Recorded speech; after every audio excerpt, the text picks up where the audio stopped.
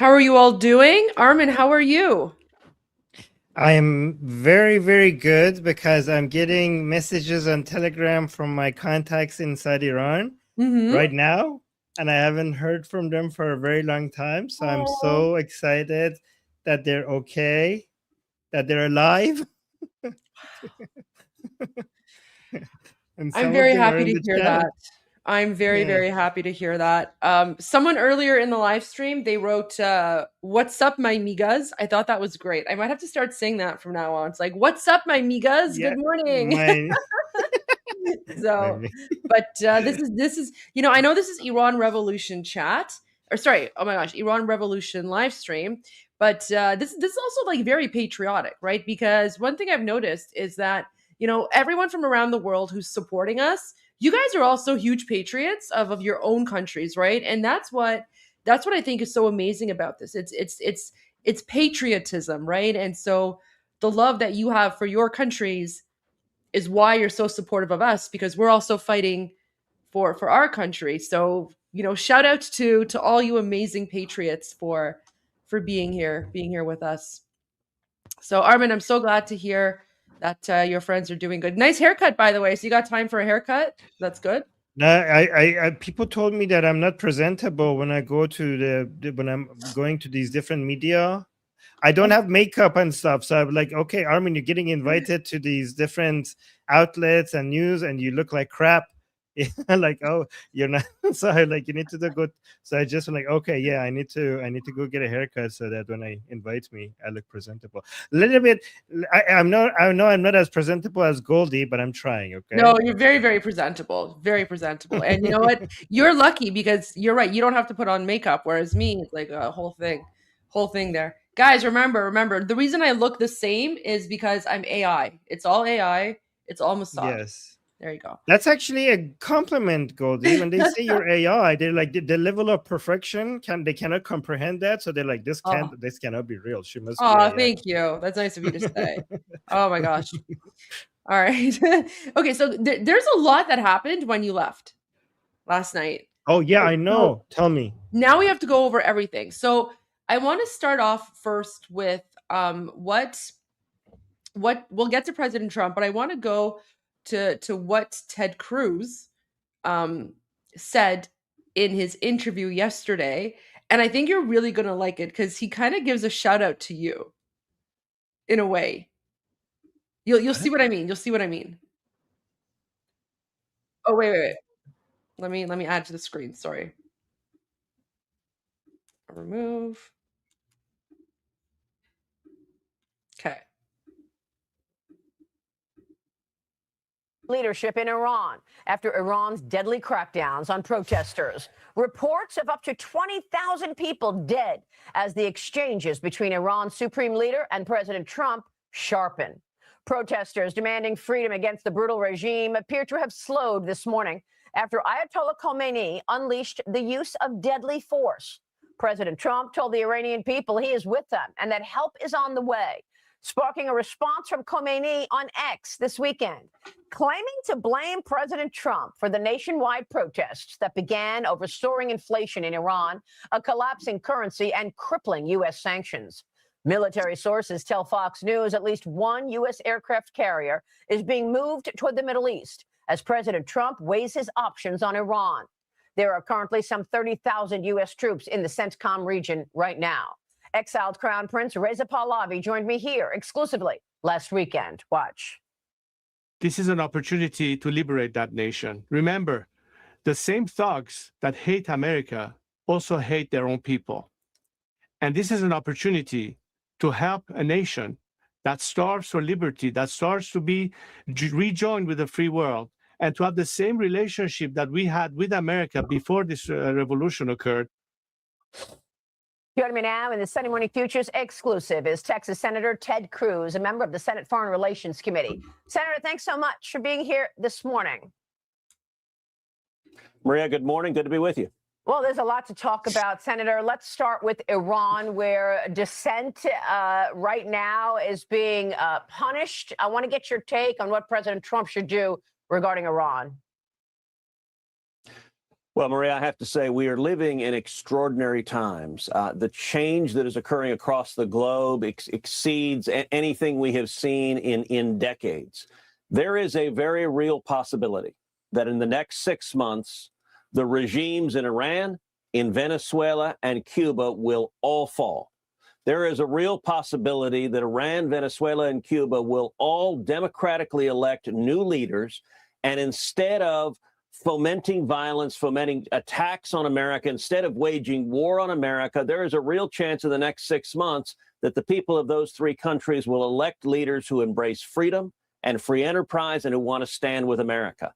And I got to say, if that happens, it is difficult to think of anything more consequential. You have to go back to the fall of the Berlin Wall and to America winning the Cold War without firing a shot to find a time as pivotal as where we are right now. If you look at Iran, Iran for 50 years has been the world's leading sponsor of terrorism. They have paid for and funded 90% of the funding of Hamas comes from Iran. 90% of the funding for Hezbollah comes from Iran. Iran funds terrorists all across the globe, including sending terrorists to, among other places, Venezuela, and targeting Americans. Right now, there are over 1 million Iranians that are showing unbelievable courage, standing up against this tyrannical regime.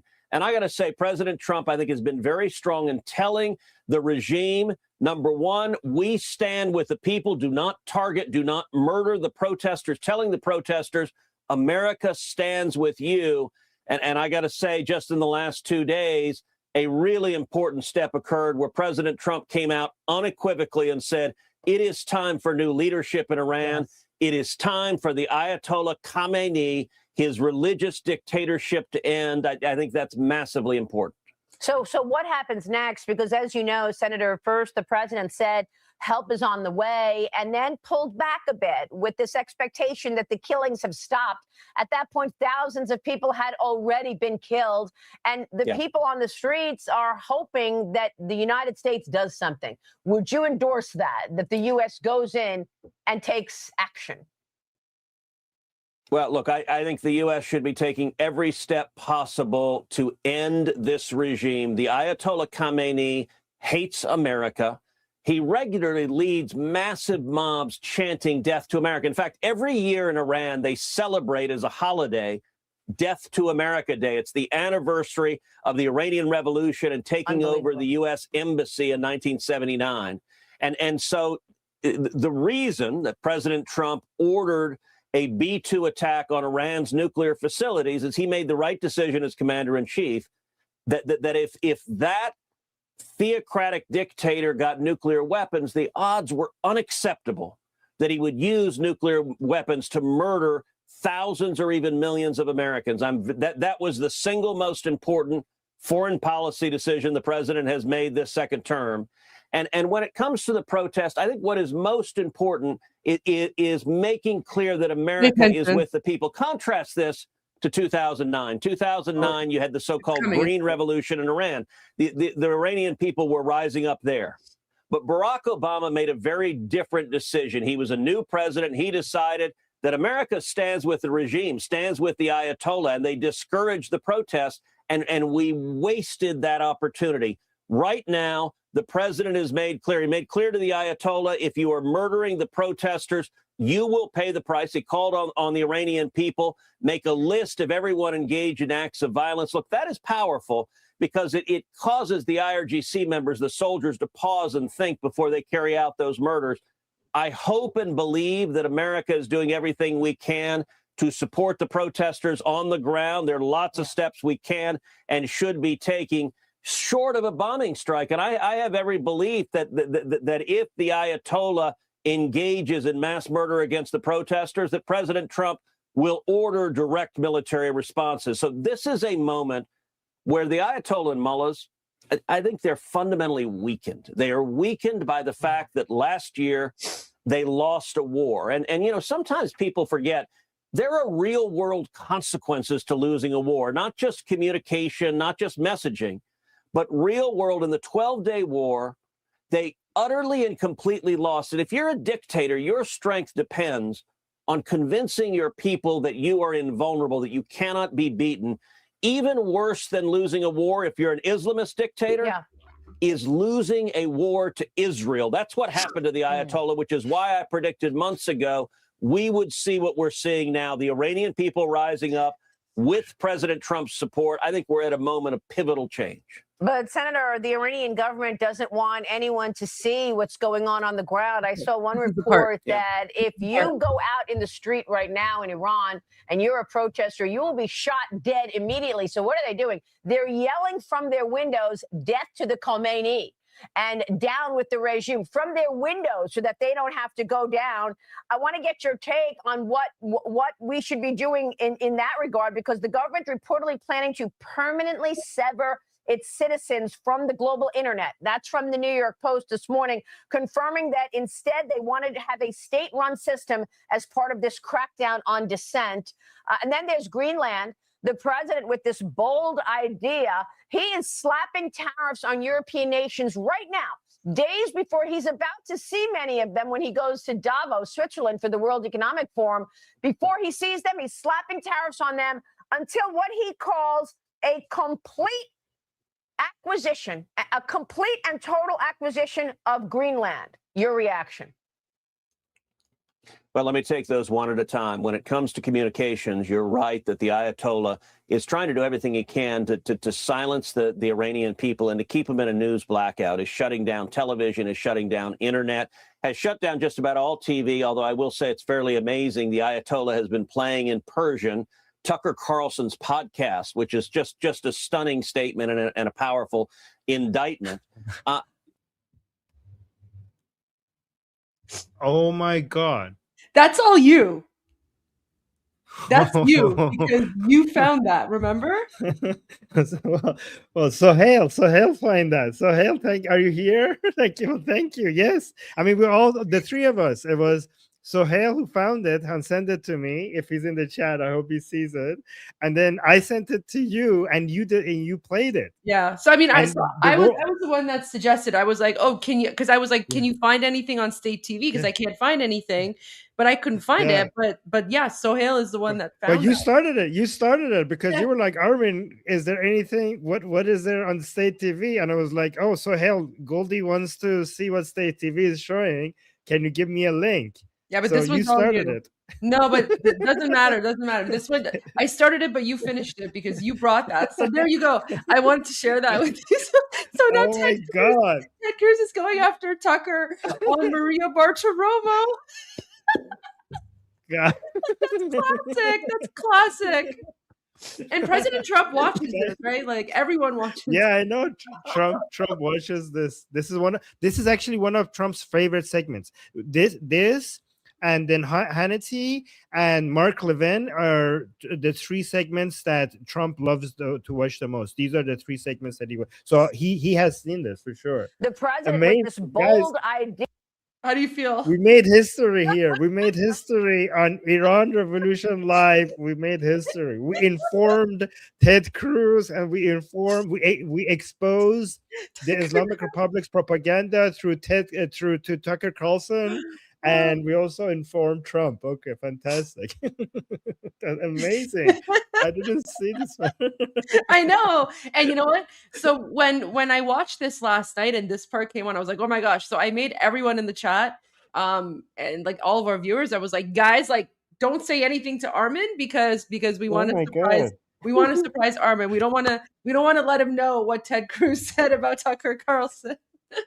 This is why you watch Iran Revolution Live. This is why you come here instead of going to other places, because we dig these out for you before other people actually have time to even analyze it. Amazing. Yeah, he is slapping tariffs on European nations right now, days before he's about to see many of them when he goes to Davos, Switzerland, for the World Economic Forum.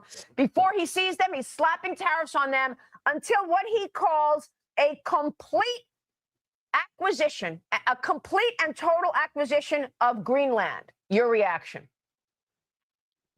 Well, let me take those one at a time. When it comes to communications, you're right that the Ayatollah is trying to do everything he can to silence the Iranian people and to keep them in a news blackout. Is shutting down television, is shutting down internet, has shut down just about all TV, although I will say it's fairly amazing. The Ayatollah has been playing in Persian Tucker Carlson's podcast, which is just a stunning statement and a powerful indictment.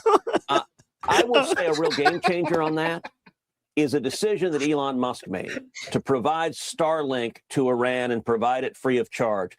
That's transformational because you know what? The Ayatollah can't shut down Starlink, and it's letting the Iranian people speak. We're getting videos, bootleg videos that are coming out via Starlink. That's really important to be able to communicate. It's one of the many ways that America has to support those who are rising up against tyrannies. When it comes to Greenland, I want to commend President Trump for. That was pretty much all he had to say on Iran, and then he switches over to other things. But I thought that would be a good way to start the day with. That's a great way to start the day, and thank you to Ted Cruz, to Mark Levin, to Rubio, to Lindsey Graham, and by the way, guys, another reason why Goldie is right.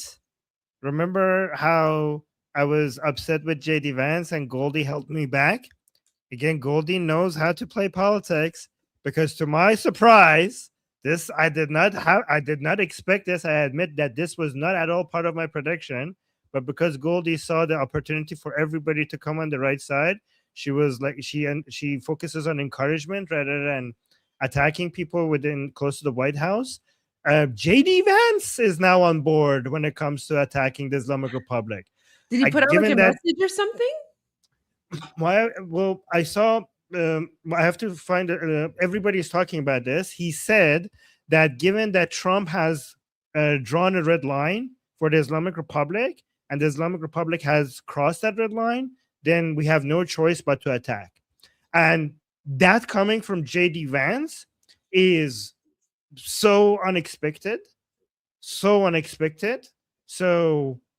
wow. And if he's on board, then to me, it seems like this is definitely happening. Like almost. So, yeah, I was surprised. I didn't expect that from JD Vance, which again, that means that the policy of encouragement and instead of attacking the people in the White House or who might not be on our side, it doesn't work. And this is why we learn from Goldie. This is why we have to pay attention from.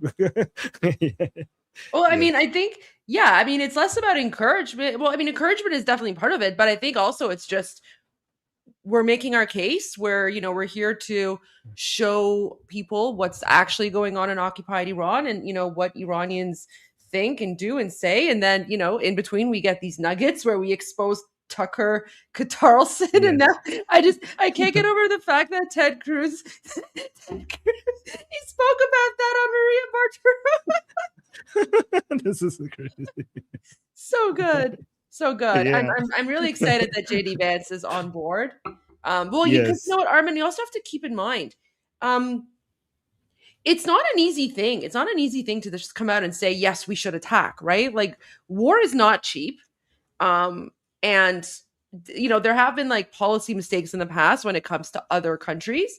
So I can see why there has been hesitation. But,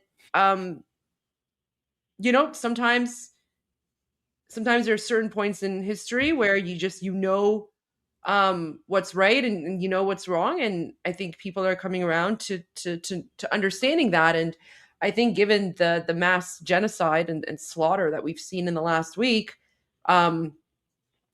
people are waking up and realizing the absolute evil that we Iranians have been dealing with for the last 47 years. And, we try not to talk about it too much here, but, the videos are out there and, it's all out there. So, and, we will play some of that as well, because I think we might have some new phone calls. But there's the first thing that I want to share with you. I want to go now to President Trump. Like you missed President Trump's Truth Social. Yes. Yeah.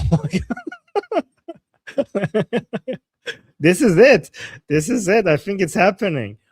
I think this is happening. Yeah. Oh my god! By the way, this is the second Mark Levin segment on Fox.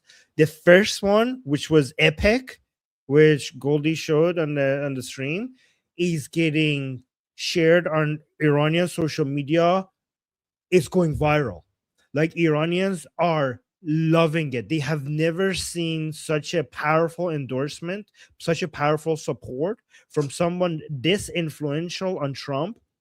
They've never seen such a passionate speech in defense of the Iranian people from an American politician. And that Mark Levin segment, they're loving it. Everybody is sharing that segment. So It's big. amazing. It's big. And this one is just as important. And again, so for those of you who are tuning in, politicians don't just randomly post things on their Truth Social or like on their social media accounts. When a politician, as important and as influential as the leader of the free world, when President Trump posts the link to an article or media or whatever on his Truth Social, there's a reason for that, right?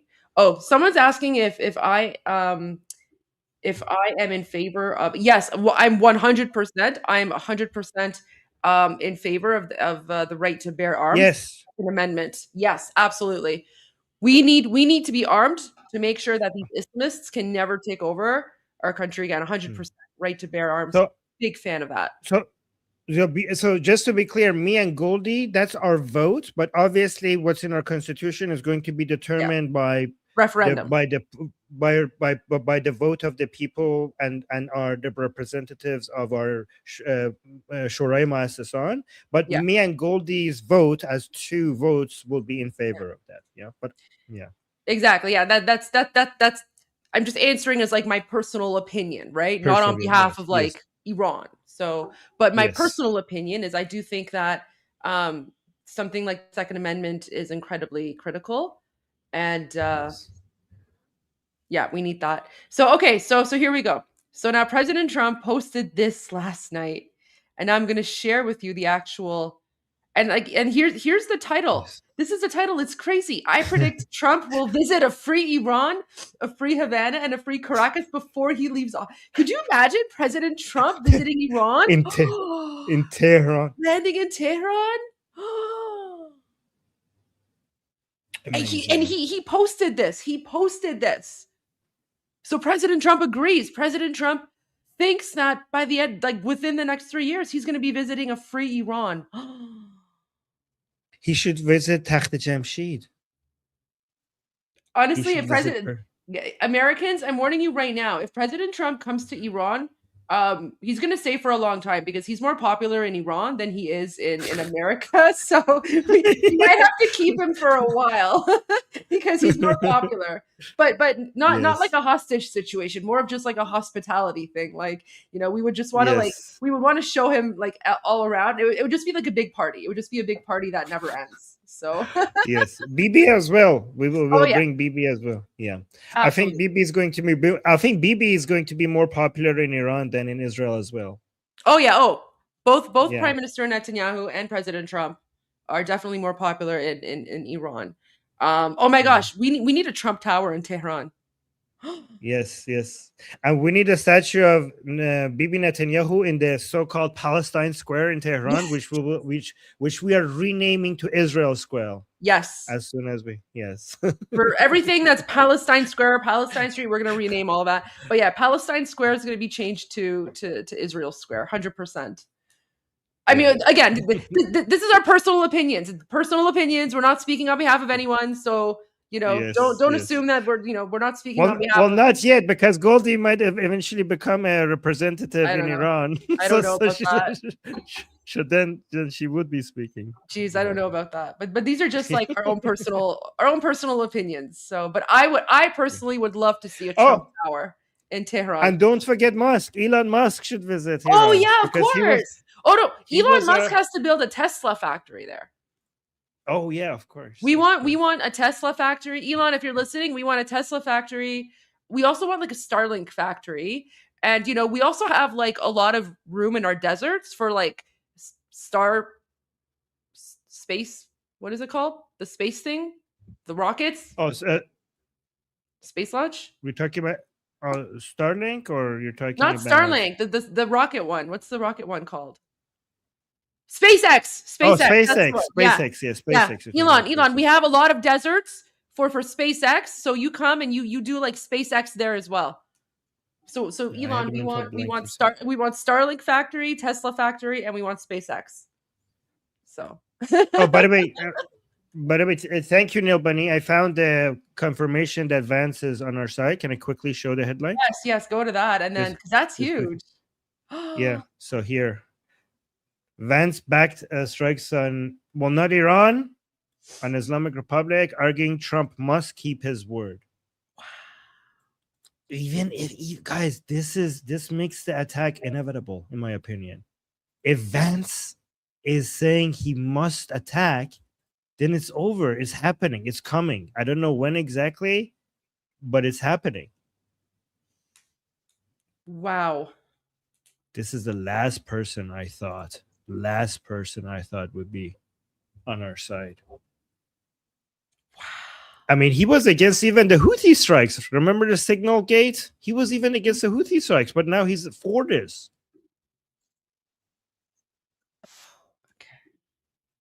All right. Porté et à Fox News thinks I'm in Montreal. Des t-shirts au sac, imprimez I'm tous vos getting like besoins sur French language descartes.ca. commercials. Welcome back, America. There we go. Can you imagine, Mark Thiessen, a nation, Iran, they have 90 million people, very westernized prior to this Islamist revolution. This is really a counter-revolution to the Islamist revolution. And the free people of Persia, what they can contribute to the world, their culture. I mean, Americans need to understand this is a culture that goes back thousands of years. It is a wonderful culture, brilliant people who were used to Western values, people who were used to that kind of belief system, having this imposed on them. What could this be like, a free Persian people? Well, first of all, just from a pure national interest perspective, it would mean that Iran is no longer a threat. I mean, this is a death cult of Shia radicals who want to get a nuclear weapon. You know, most countries want to get a nuclear weapon because they want to deter people from attacking them. So it's like a protection for their regime. These dictators want these weapons because no one will touch them if they have a nuclear weapon. The Shia radicals want to use it because their ideology is about bringing about the end times. And so this is literally a death cult running a country, and they cannot be permitted to get a nuclear weapon. Every president in my lifetime since the Iranian Revolution has said that they will not be allowed to get a nuclear weapon. Only Donald Trump actually took action to destroy the nuclear program. But they can reconstitute it. They can reconstitute their ballistic missiles, their air defenses. They can start reconstituting it. We could take it out again. But the best way to deal with the problem is to help the Iranian people get rid of the regime, because then it won't be a threat. And then we'll have actually an ally in Iran. And imagine the transformation that will have taken place under Donald Trump if this happens. Syria is the regime of Bashar al-Assad gone. Hezbollah gone. Hamas destroyed. Iran, a free and democratic country. And then let's expand beyond the Middle East. Venezuela could be a free democratic American ally that's working with us to reduce the price of oil and all the rest of it. And I think now that Venezuelan oil has come up, I bet you on Donald Trump's term, and by the time his term is over, Cuba will be a free country. Can you imagine? That is a democratic transformation of the world unseen since Ronald Reagan and the revolutions of 1989. And it could happen on Trump's watch. I'm going to predict on your show, and you can play it back if I'm right, and you can play it back if I'm wrong, that Donald Trump, before he leaves office, will visit a free Iran, a free Havana, and a free Caracas, and will be greeted as a hero in each one of those capitals. And that's how you have a legacy for 1,000 years as a great statesman and leader, and the whole world treats you that way. He's already viewed that way in Israel. He's already viewed that way in many parts of the world. I agree with you. But I just wanted to add, I believe Donald Trump will do what he said he's going to do. That's the kind of man he is. I think he sees these videos. He knows exactly what's going on. People really need to pay attention to how he conducts himself, his head fakes and other things that he does and so forth and so on. He's actually quite brilliant at dealing with this. Yes. But a free Iran means all that intelligence, all that human resources will be applied to science and technology, medicine, because the Persian people, this is what they're known for, rather than terrorism and nuclear weapons and so forth and so on. The possibilities are endless, are they not? And not only that, it means we can finally pivot away from the Middle East. Why do we have troops in Qatar? Why do we have to send aircraft carriers to the Middle East? Because of Iran. If the Iranian regime is no more and Iran is a free and democratic country allied with the United States, we can deploy those resources to the Caribbean. We can deploy those resources to the Pacific. We can focus all our money and attention and troops and weapons on deterring the Chinese communist regime from invading Taiwan and from threatening our interests. So every president has said, "Oh, we want to pivot from the Middle East. We're so tired of being tied down on the Middle East." Donald Trump could pivot away from the Middle East by ending this regime, and that would free up resources and free up taxpayer money. There's so many benefits. And compare what Trump has done to what Biden left him. It's just night and day. It's so incredible, these two different belief systems. Can I say something about this to our Iranian viewers? Yeah. Okay. So because the points that were made are exactly the points that you need to be making on social media, especially on X and in your rallies. I know the attack seems to be certain, the attack on the Islamic Republic, but we shouldn't leave even a 0.5% of a chance, because even though Trump is right now on the right side, there are some people who are trying to remove the political capital for him to be able to do. And all the people who are trying to save the Islamic Republic in Washington are working overtime. And don't think that you are not important. You are all important. The attention to this topic gives more political capital to people who want to help us out, right? So it's very important for you guys, even though it seems that the attack is given, you cannot assume the attack is given, because if you assume that, a lot of you are going to stop working, you're going to go home, you're not going to join the rallies, and you're not going to be active on social media. Assume there's a chance that the attack is not going to happen, so that you could continue to putting maximum pressure on this. And it's very important that the points that were made in this video, that should be your focus. The messages should be in English, and it should be mostly directed at America. Even if you're not in America, it should be mostly directed at America, in front of US embassies, okay? And the messages and the chants, a lot of them has to be in English. A lot of the signs that you're holding needs to be in English, not in Persian. Some of the chants that you're making need to be in English, not in Persian. On social media, you need to be more active in English, not in Persian. And the points that you're making should be a copy of the points that were made in the clip that Goldie was made. This should not be focused on asking America or Israel to come save us, to feel sad for the Iranian people. That is not the winning argument. The winning argument is that this benefits America. I mean, Israelis know that this benefits Israel, so, but mostly America. Okay, you need to show them that if they want to pivot away from the Middle East, the Iranian people are their best investment. If they want to save money, trillions of dollars, if the Islamic Republic falls and the Iranian people elect bring Pahlavi back and then elect a pro-American, pro-Israeli government, that is, and I'm not exaggerating, this is going to save trillions of dollars of American taxpaying money. And if you want to remember these points, just watch that clip over and over again and try to come up with simple English explanations on social media and in the rallies to English-speaking audience, especially in America, for why this is a win-win. This is not just for the Iranian people. This is for America. This is good for America. Focus on that. Be active on X. Go into the rallies. Focus on English.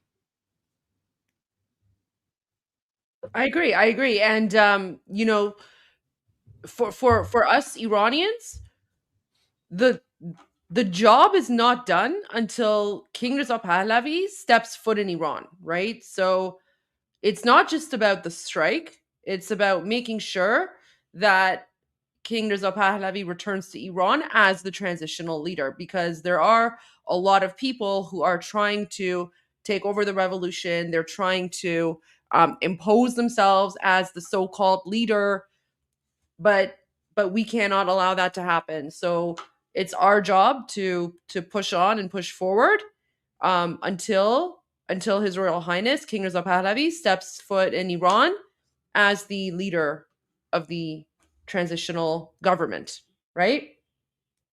So I want to point that out as well. Exactly. That's very, very important. So exactly. We cannot back down until that happens. Okay. I wanted to share something with our viewers for a little bit, if you don't mind. Then we can go to some news, guys. So let me pull this up.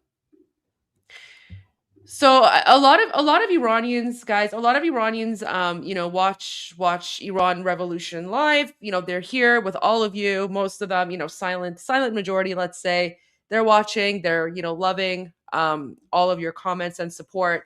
So over the weekend, we found out that at many of these demonstrations, at these pro-Iran rally demonstrations, apparently Iranians were playing Bapish at the demonstrations. So I asked my, you know, fellow Iranians to send some videos and some footage, and I just want to share a few of those with you. So now you guys get to see Iranians bapishing at demonstrations. So I got a few for you. So this is Sydney.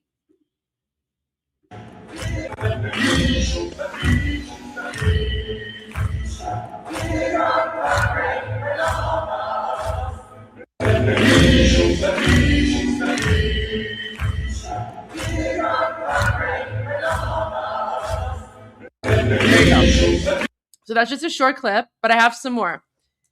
This is Sydney. Okay, so this is a different angle. Oh, and look, you can even see Bapishman. You can see Feridun Farrokhzad there as well, right? So someone was even holding a sign with an image of Feridun Farrokhzad.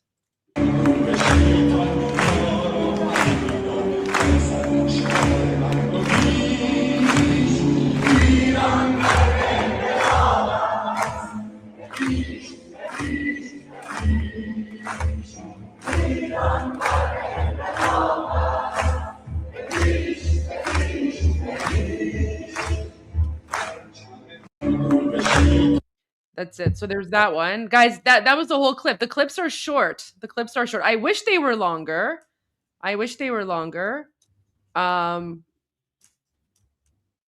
If anyone has like full footage, let me know. But like I'm getting people responding. So someone's saying like, so they played it in Berlin. We have the video. Okay, so where's the video? Okay. Can you please share the video? All right. So I'm trying to get more Bapish videos for you guys. It was also played in Vancouver. So I need to like get it. I know it was played in London. Brisbane. So it was played in Brisbane as well. Vancouver, San Francisco. And then let me get some more footage for you. Okay, so here's another angle of the Sydney one.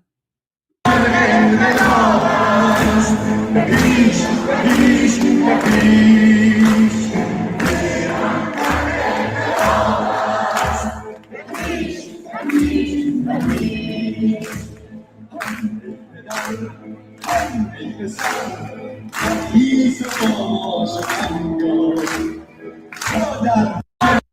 don't think, no, guys, we didn't start Bapish. Bapish is one of our most classic revolution songs. So we did not start the Bapish movement.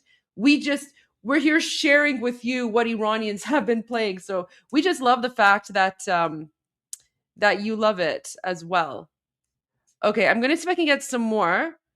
But there you go. So there's a few Bapish videos for you guys. So it's being played all over. These are in front of different buildings. So there you go. All right, Armin, over to you. I have a video. Sorry, I have cough, so I'm taking cough candy. So, but I have to take that out when I'm speaking. So I have a video that has sounds of bullets passing by when people are protesting. So just listen to this.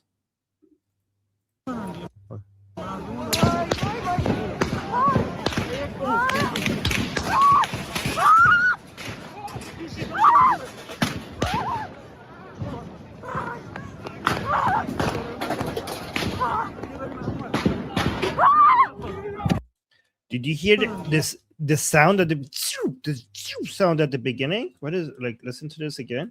It's crazy.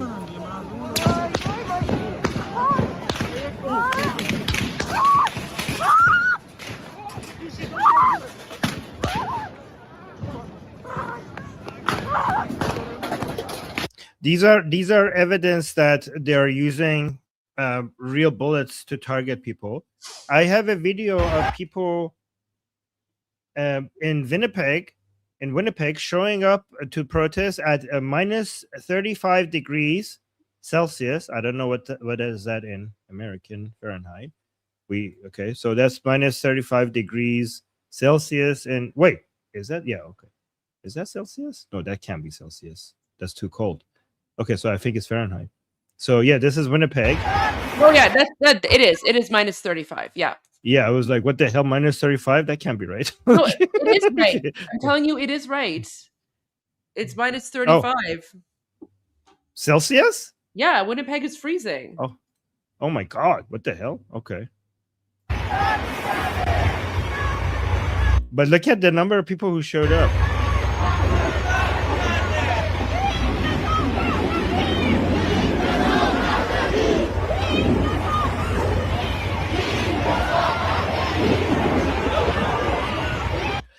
I have a really bad news. So guys, I just want to show how barbaric the regime is. No videos, no gruesome videos or anything. It's just the headline news. Okay, so just brace yourselves, please. Again, we're gonna be strong here together. Okay, so so teenager among Iranian protesters were sexually assaulted in custody. Right group says 2 people detained in a Kermanshah, including a 16-year-old, tell the group they were subjected to sexual abuse during arrest with the batons. So if you actually go into the article, so sexual abuse with the batons.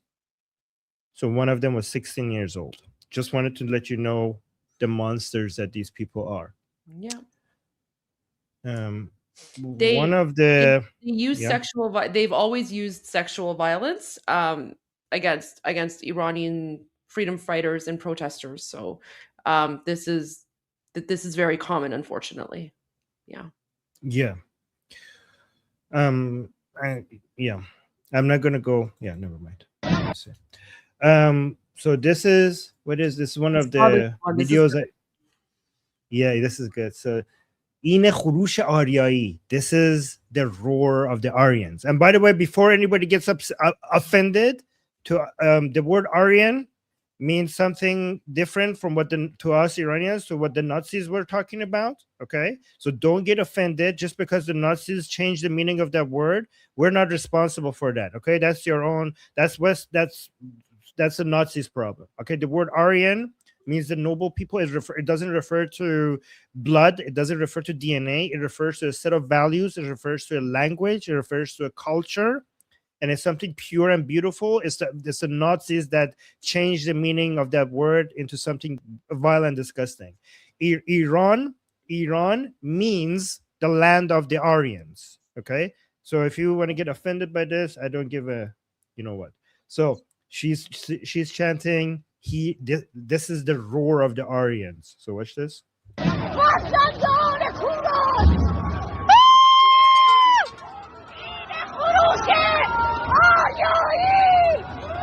Wait, what was the first part? Oh, sorry.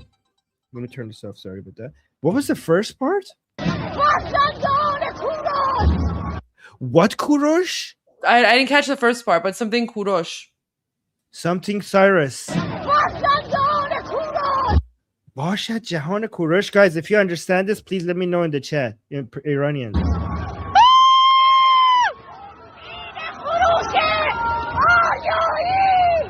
Ine Khurush Aryai. This is the roar of the Aryan. Oh, Farzandan Kurosh. So he's saying we are. I think she's saying we are the children of Cyrus the Great. Farzandan. So let's listen to it again. Farzandan Kurosh. We are basically we are the children of Cyrus the Great. Cyrus.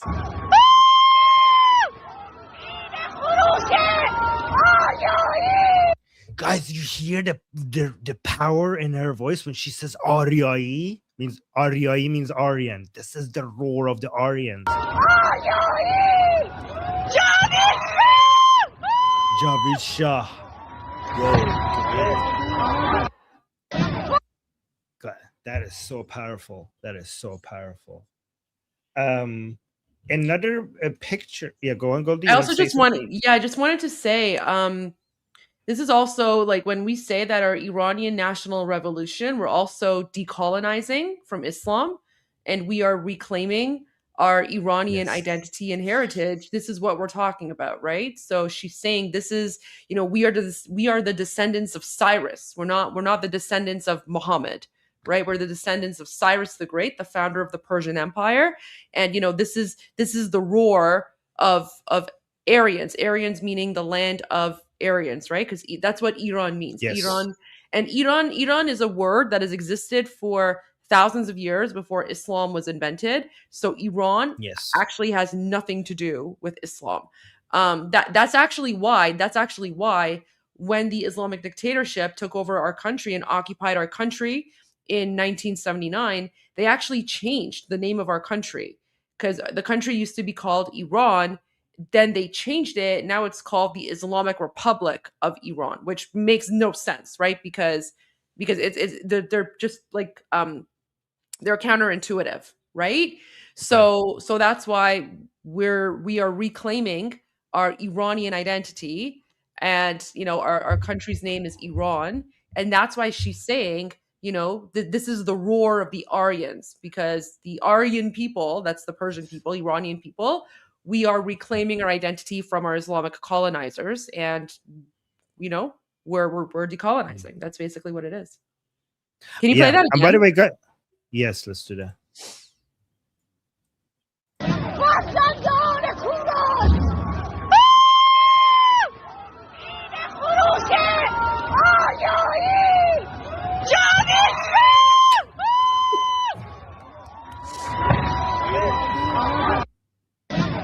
I love her. Really good. By the way, guys, my name Armin means the guardian of the Aryan land. So that's what Armin means. Let's go to Armin, someone just sent me a 10-second clip from Vancouver. They were playing Bapiche in Vancouver. I just sent it to your WhatsApp. Oh really? Oh my god, this is okay. Let me download 10-second clip.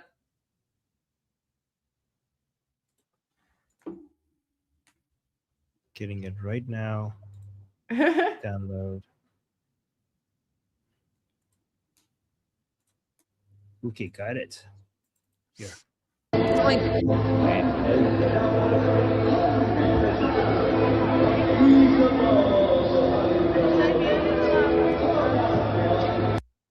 there we go. It's Yep, short, but there's it's the there. page. So there you go. So even in Vancouver, everyone was bapishing in Vancouver. There you go. Everyone's by the way, it was Goldie that turned bapish into a verb. Okay, bapish is not a verb, but Goldie, by saying bapishing, she turned it into a verb. It is what it All is. right. We're all bapishing. It is. Yes. That's good. No, I love it. I love it. I have to leave in like 5 minutes. I'll be here. I'm just gonna like go on mute because I actually have I have a phone interview with Sean Hannity. Oh, wait, say that again. I have a phone interview with Sean Hannity. Guys, do you know what this means? This means Goldie is going to be listened to by Trump. Because Sean Hannity is Trump's favorite segment on Fox. It's only radio though. So- It's not like a TV segment. That's still crazy. That is amazing. Guys, this is why we are so lucky to have Goldie. Look how far she's getting our message. The voice of the Iranian people. This is like gold. This is why we have to appreciate having such a powerful voice. Look how far our message is getting. Thank you, Goldie. That's amazing. Thank you. Thank you. It's That is massive.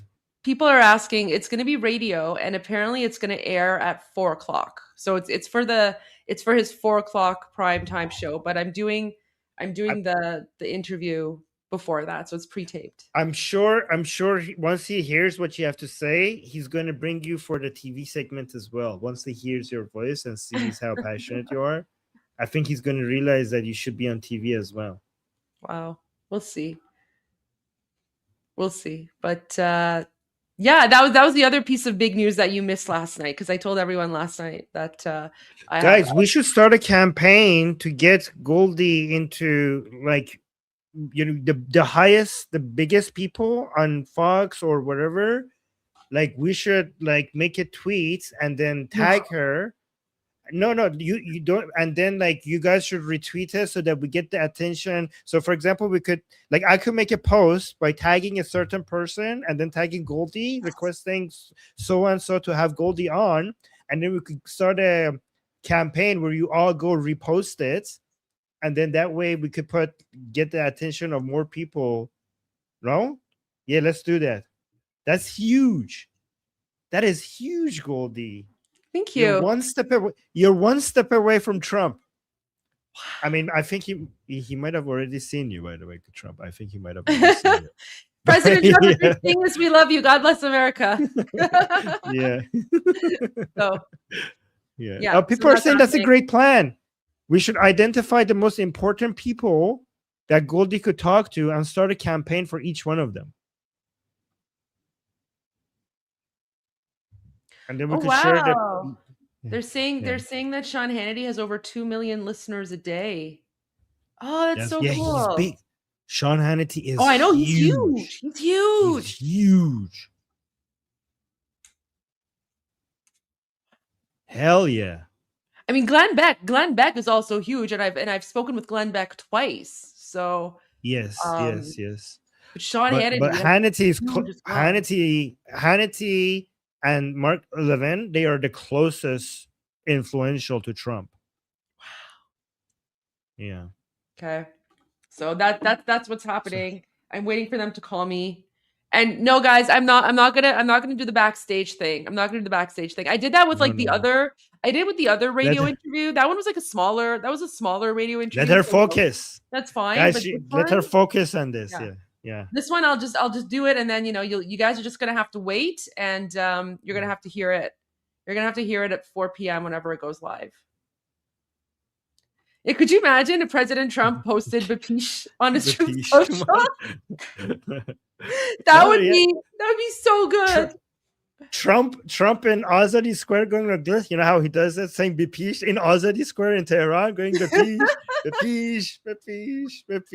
Yeah. Oh my gosh, we could take his YMCA video and just like put Bapish over it, right? Oh, it will happen for real. We don't have to change it. Yeah, there you go. But okay. Amazing. All right, so I'm gonna leave you to it. It's gonna be about Okay. 15 minutes. I'll be here, but I'm just gonna have I'm gonna have my mic muted and my audio muted. I have another video of a mother going through, some of Yeah. the. Yeah. Okay. I think it's important to share all that. Yeah. Okay. Okay. Okay. I will do I'll that. see you guys in like 15, 20 minutes. See you. Oh my God. Come tell us what happened. Yep. Okay. All right. So, we have to go through some things that might be difficult to watch. But before I show that, let me start with something less difficult to watch. So this Wait, never is mind. I got the time wrong. It's at 1:30. Oh, So I still have half an hour. But you continue. okay. So this is the burial ceremony for one of the people who died. Let me actually see where this is from. Sohail sent me this. And also Sarah confirmed it. So this is the burial ceremony for Javidnam Ali Khalidi در Shahristan in the city of Lordagan. And they had, by the way, guys, just a month ago, this was unimaginable. They had the lion and sun flag at his burial ceremony. So let's watch this.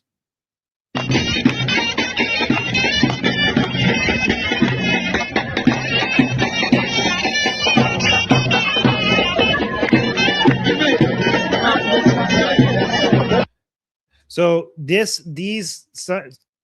types of acts shows that the Iranian people, they know who the murderers are and they know what they want, and these are more and more proof that not that anybody here doubted it, but the regime narrative of what's happening is false. Wanted to share the picture of one of the people who was murdered and taken away from us during the revolution. She's a medical student. She was a medical student. Let me see, where's her name? Because we need to know her name. So he'll send me this. Yeah. So this is Aida Haydari, a medical student at Tehran University. That's the university I went to for a few years. Murdered in cold blood by Khamenei. So that's her. And then let me remove this. Oh, this is a picture that is going viral. So this is the last picture that he ever took. This is Siavash Shirzad, murdered by the Islamic Republic, and this is the last picture that he took of himself before going to the protests. You can see the passion in his eyes. And this is what he said: "I'm going to the protest. This is the celebration of our revolution's victory. Trump has promised that he won't leave us alone. I'm going." So that's what he posted with this. Trump, again, listen to this. This is his last hope. This is his last message before he went. This was his picture, and he said, and he was killed, murdered. Trump has promised that he won't leave us alone. So let me just show you a couple of videos. So the caption here says directly shooting. So this is a video evidence of the regime forces directly shooting at the people. So let's watch that.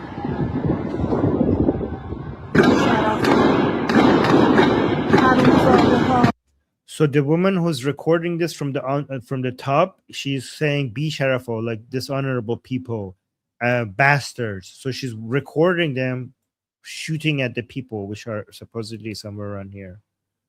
So watch this.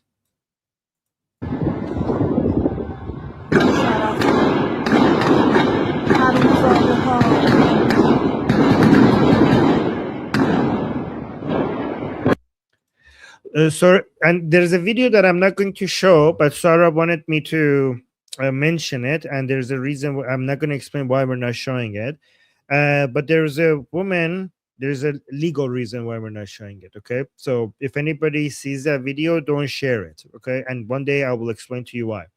But there was a woman during the as part of the Iranian diaspora protests in support of Iranians inside Iran. There was a mother in the middle of the protests, and while she was protesting in support of the Iranian people, as an Iranian herself, she in the posters that they were holding of the people who had died, she sees the picture of her own son and his name, and she only realizes in the protests that her son just died by seeing the pictures that they're holding, and she starts crying and falling on the ground. So I'm not showing that video. There's a reason that I'm not going to discuss here, but if you see it, you know what I'm talking about. So imagine realizing that your son has been killed, but while participating in the protest and seeing people holding the pictures of the Javidnams who gave their lives. There's another video, and this is the one that I was talking about. That might. I thought it was her brother, Armin. When I saw it, it was like Barodaram. I thought it was her brother. But let me see what Sarah is saying. Is it? Maybe you're right. So sorry about that. Let me see. But I know the video that you're talking about. You know? Okay. I'll tell you. Oh yes. I'm sorry. Yes, it was her brother. You're right. I'm so sorry. You're right. Thank you for fixing that. Thank you. And Goldie, if you want, I'll tell you on WhatsApp why we're not sharing that. Yeah, sure. That would be good because I haven't shared that either. Okay. So this is the next video is hard to watch. So fair warning here. All the dead bodies have been blurred, but some of the messaging here is educational, and we showed a similar video to this one on our last stream, but this is not, even though this is similar, it's not the same one. Okay, it's not the same one, and if you guys want, we will re-show that one again, because that one had a very powerful message at the end of it as well. So let's go. So, this is in Kahrizak.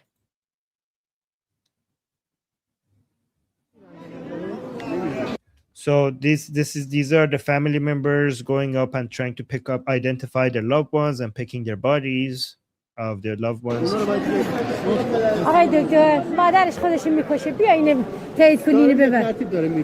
So she's saying, Mr. Doctor, please, her mother is killing her mother, or her or his mother is killing herself. Please come and do something.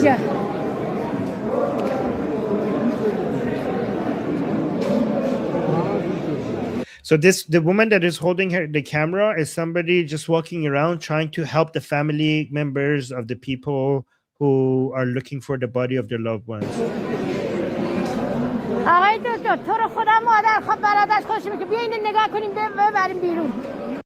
Like saying, oh, doctor, please,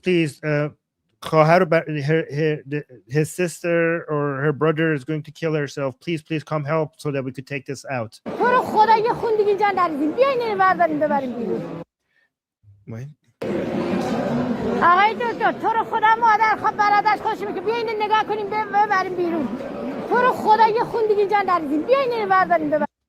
I think she's saying like, come help take this out. I think something about blood spilling. I think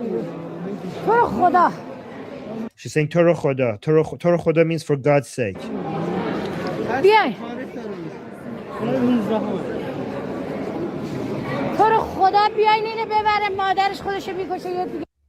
Please come take this out. His mother is going to kill herself.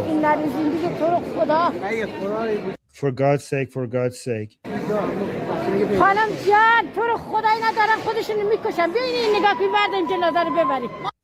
Please, miss, please. The family is killing themselves. Please come help and take this body out. So she's saying, is this your body? Does this body belong to you? The woman is saying. She's saying, yes. So she's saying, like, God, look, this is the end. It's the end of times here. Come look. Wait. There's an important message at the 40-second mark that I missed. Guys, this is the part that many people might not pay attention, but Sohail.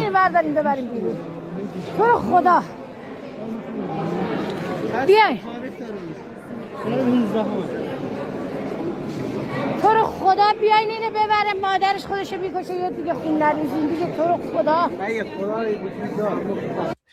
Okay, I don't know if you guys heard that. Okay, before I translate that part, while she's speaking, there's a man that gave a comment. Okay, I know a lot of guys, please don't judge what I'm about to translate. I know a lot of people here believe in God. Don't keep the judgments to yourself. Okay, I'm just translating what's happening, and I don't want you guys to in the chat to be judging what that man said. Okay, I just want you to understand the atmosphere and what people are feeling in the moment. Okay, so she's going around and begging people for saying, for God's sake, come do this. And there's a man. I don't know if you guys, Iranians in the chat, did you catch that?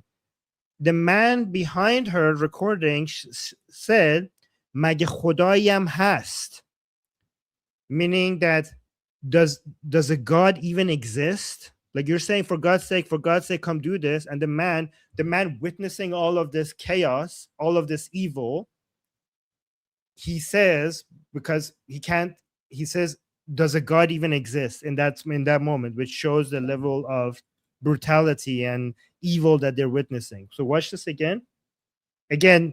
No, don't judge or anything. Is there a God anyway? Does a God even exist? So she keeps saying, for God's sake, come take this body away. مگه خدایی وجود داره؟ مگه خدایی هم وجود داره؟ Does a God even exist? خانم جان تو رو خدایی ندارم خودشونو میکشن بیاین این نگاه کن. Saying, dear miss, please come, and they're killing themselves. The family is killing themselves. She's saying like مال شماست means is it yours? She say yes. Come here, this one. And she say like ببین قیامته. Look, it's the end of times here. Guys, you also pay attention to the audio in the background. You see the people crying and screaming. Keep paying attention to it. Yeah, by the way, Toro Khoda is just a habit. Yeah, I understand that. Yeah, somebody saying Toro Khoda, like saying for God's sake, is just a habit of people, what people say. But that guy behind took it literally, and he was basically saying, what do you mean by God? Basically, where is God? There is no God. Look around you. خودشونو میکشن بیاین این نگاه کن برداریم جنازه رو ببریم مال شما آره اینا ببین قیامت اینجا بیا تو رو حضرت سلام معنی چه میگه بیاین اینجا So wait, what did they say? سلام معنی چه میگه بیاین اینجا So she's trying to tell the family that the other woman is saying to bring the body to the other side.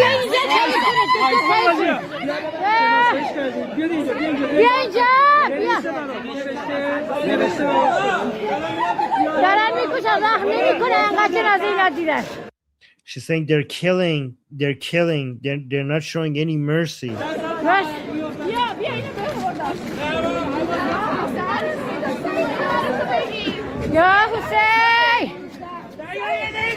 So here she says Ya Hussein.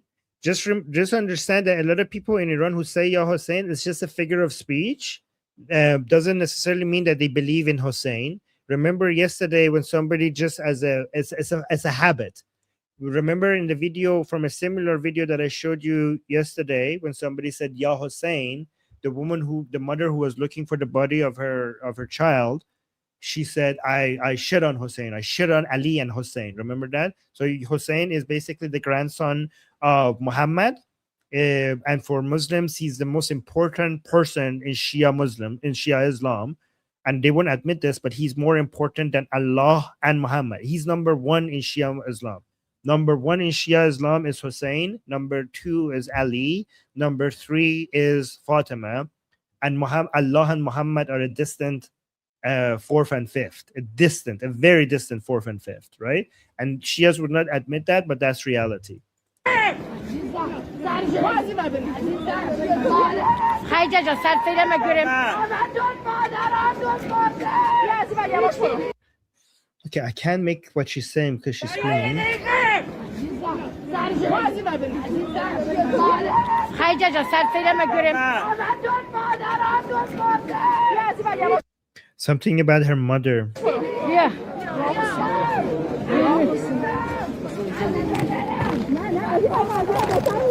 از این ور بیا از این ور بیا از این ور ننه لبا قد So she's saying, come from this way, come from this way. کسا It's so hard to walk around because there's so many bodies on the floor and they're trying not to step on the bodies. از این ور بیا از این ور بیا از این ور ننه لبا قد بی کسا I think she's speaking in another language. It's not رسایی Persian. لمیله بده Is this Turkish, guys? بعد میشه ایشلم آقا گره Or Kurdish? بعد بخلره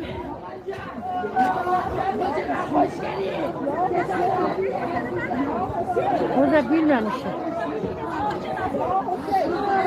کزازا چیه؟ جانم جانم جانم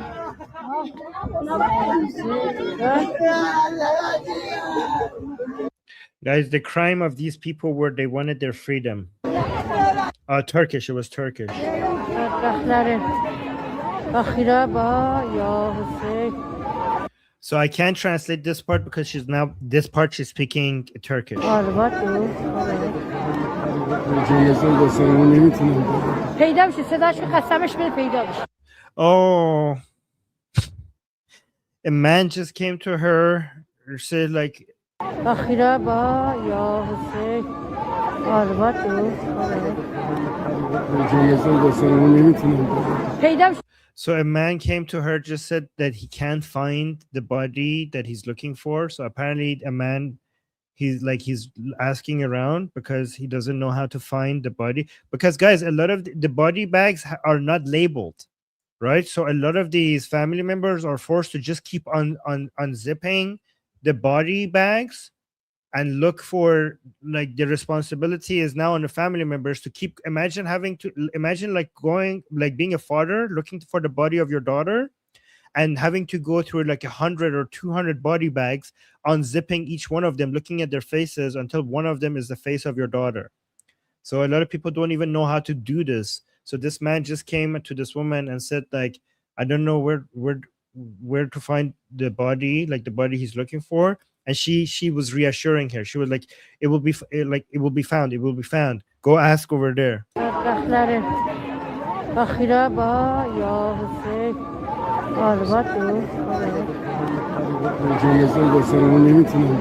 پیدا بشه صداش قسمش بده پیدا بشه قسمش بده پیدا بشه قسمش بده پیدا بشه اینجا زدن دو تا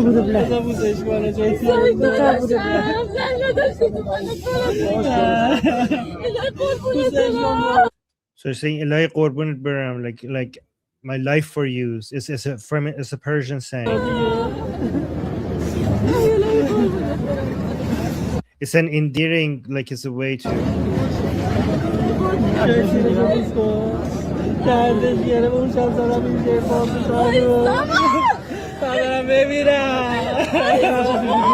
He's saying man beram bemiram. He says like I want to go die. I should go die. Somebody says just go sit over there.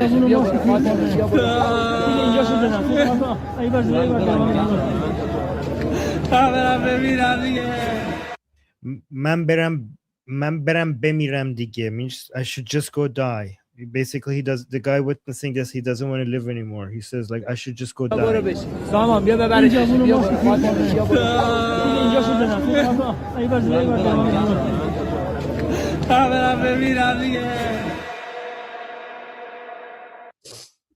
Okay.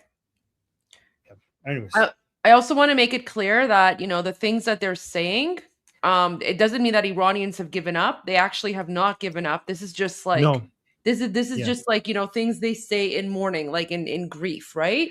but Iranians have not given up, and the fight continues. So That's a very important point, Goldie. Thank you so much for adding that. That was important to say. Thank you. Yeah. So Iranians haven't given up. It's just things people say in grief. But I have some interesting news for you, Armin. So yes, apparently, Prime Minister Benjamin Netanyahu said in the Israeli parliament, "No one can predict what will happen in Iran, but this country will never return to the way it was before the protests. If the Islamic Republic makes a mistake and attacks us, we will act against them with a force they have never seen before."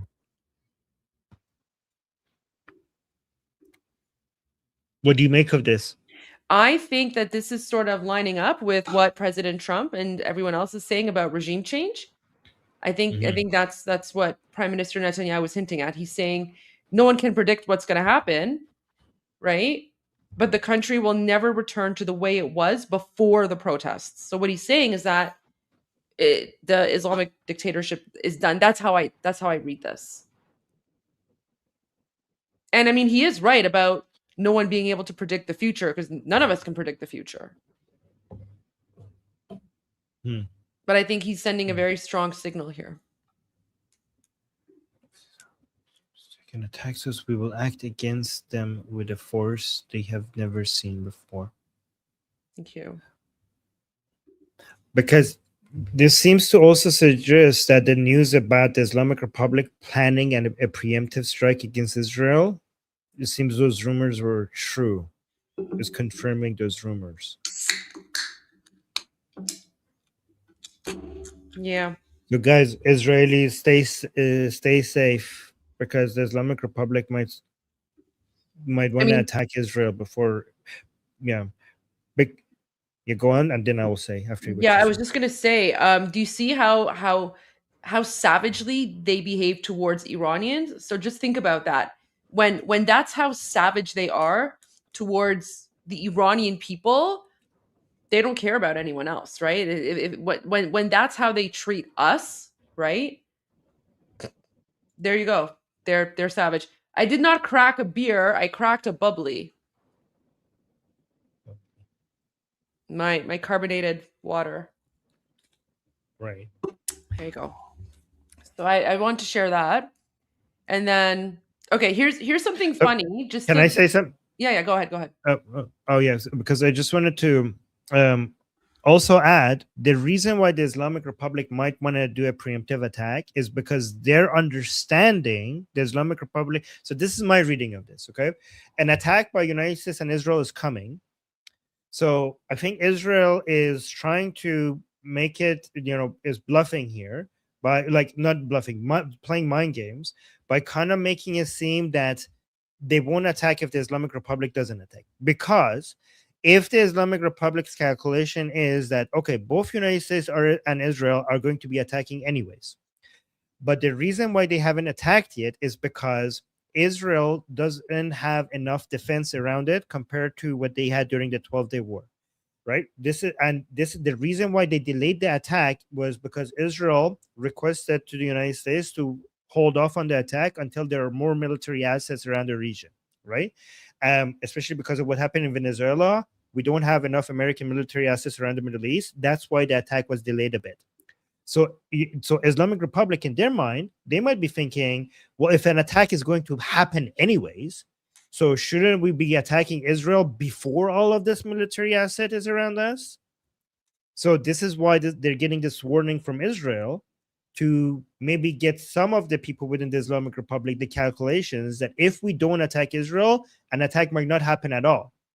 There's still a chance that an attack might not happen at all. So let's not attack. So I think right now in the Islamic Republic, there are two groups fighting with each other. Some people who are saying, let's not attack Israel, because if we don't attack Israel, maybe an attack will not happen at all. But if we do attack Israel, then they will definitely attack us. And there's another group inside the Islamic Republic who say, no, you crazy. They are going to attack us. So we should do it early before all of these military assets have already arrived. So I think, and Netanyahu is trying to get the first group to have some upper hand by putting out this message. Guys, I know 2CTV is going live in 5 minutes, but he's speaking about Greenland. So we're not going to go to 2CTV. But I mean, you guys are more than welcome. I mean, unless Armin, if you want to break, we could, but he's not No, speaking no, about no. Iran. So yeah, if you I'm guys want to okay. watch 2C TV on Greenland, you're more than welcome to go to his live. But because he's not streaming about Iran, there's no point in us streaming it because it's Iran Revolution live. Armin, do you know the band Disturbed? No, but the point that you make, can I just make it? That's a very good point that you make. Can I just, before you say that, show something to people? Yeah, Because the European Parliament just put a poll out that I think all of you should go answer. Saying which topic interests you the most. So they had the original post. The 2026 is proving to be an eventful year. All this and more on Parliament's agenda for the first session of the year. See the full agenda. And then they ask which topic interests you the most. And you can see that already 66,000 people have voted, and 98% have voted violence in Iran, and Greenland is only getting 1%. Okay, so this is, so I want to should I share that in the chat so you guys could go vote as well? I want to share. Yeah, put it in the chat. All right, so I'm gonna put it in the chat so you guys could go put it vote in my chat too. Yep. Okay. Oh, there you go. Perfect. Thank you. And I'm gonna repost it as well.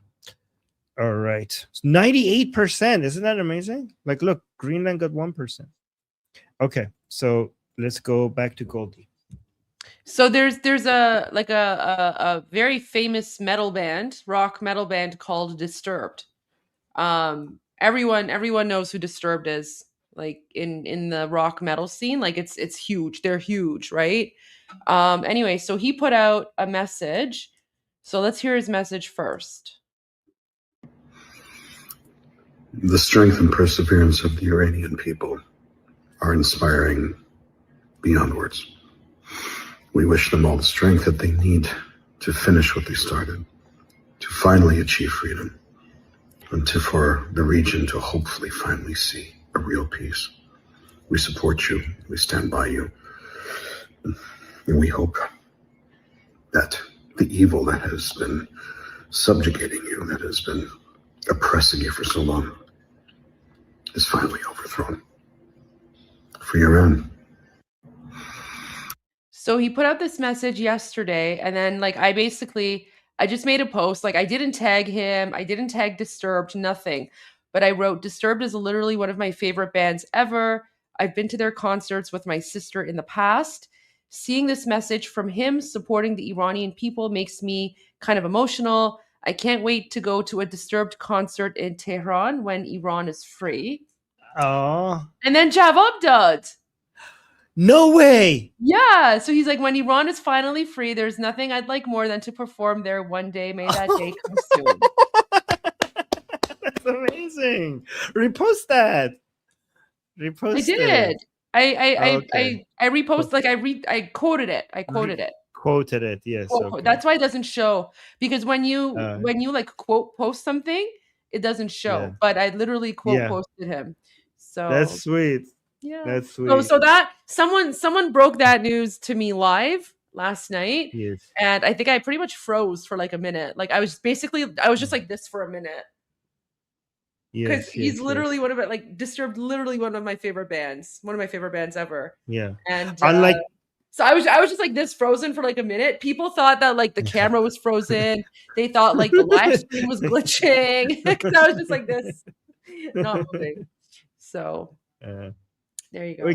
Can we? You said not to say anything about anybody in Washington, but can we say something like, unlike Pink Floyd? Can I say that, because they're not politicians? That's fine. I don't care about Roger Water. He can burn in hell for all I care.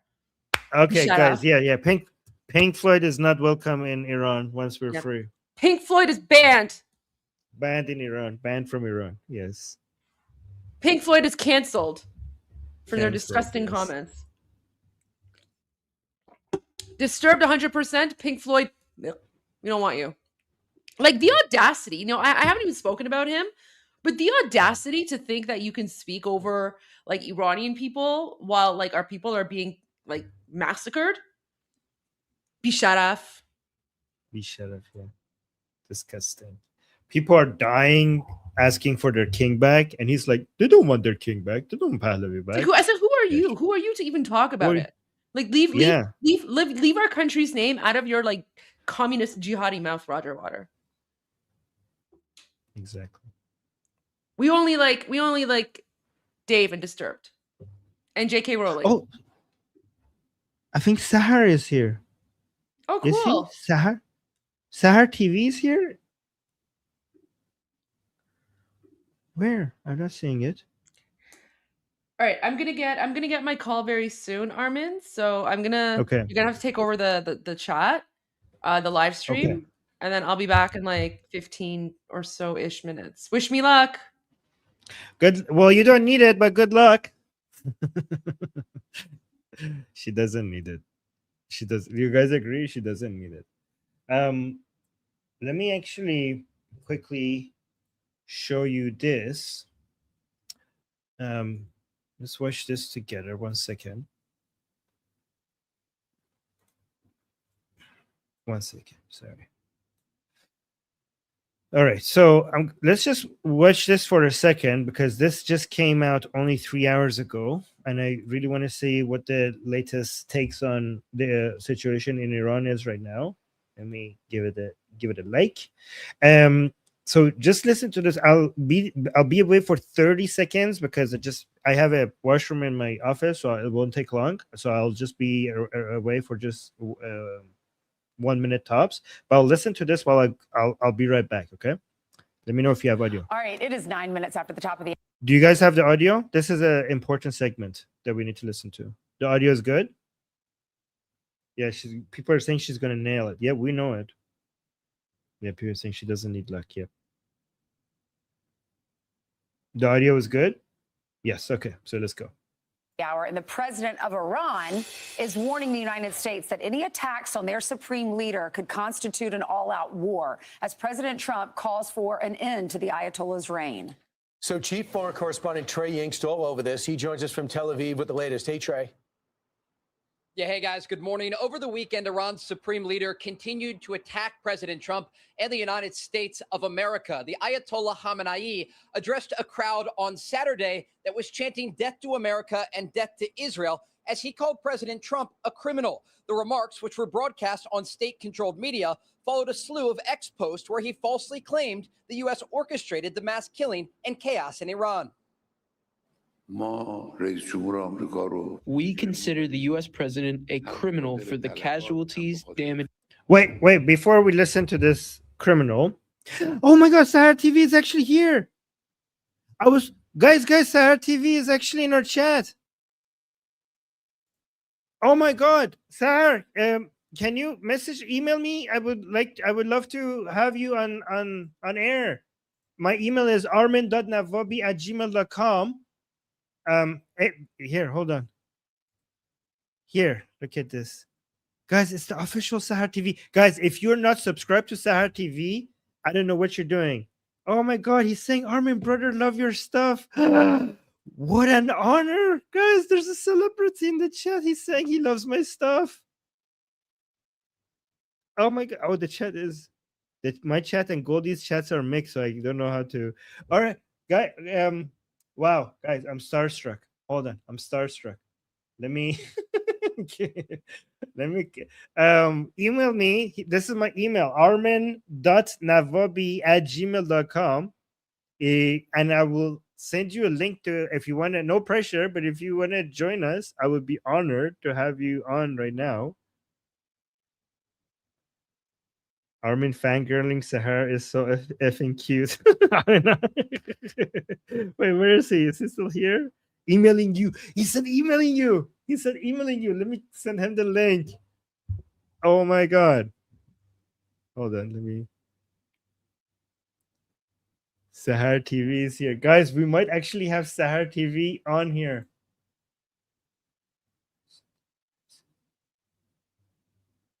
Come, email.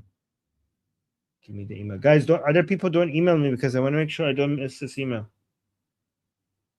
So it's armin.navabi. Oh, it is. It's here. Guys, let me just send him the link to to StreamYard. Hello. He said hello. Okay. Is he going to show up? I just sent him a link to StreamYard.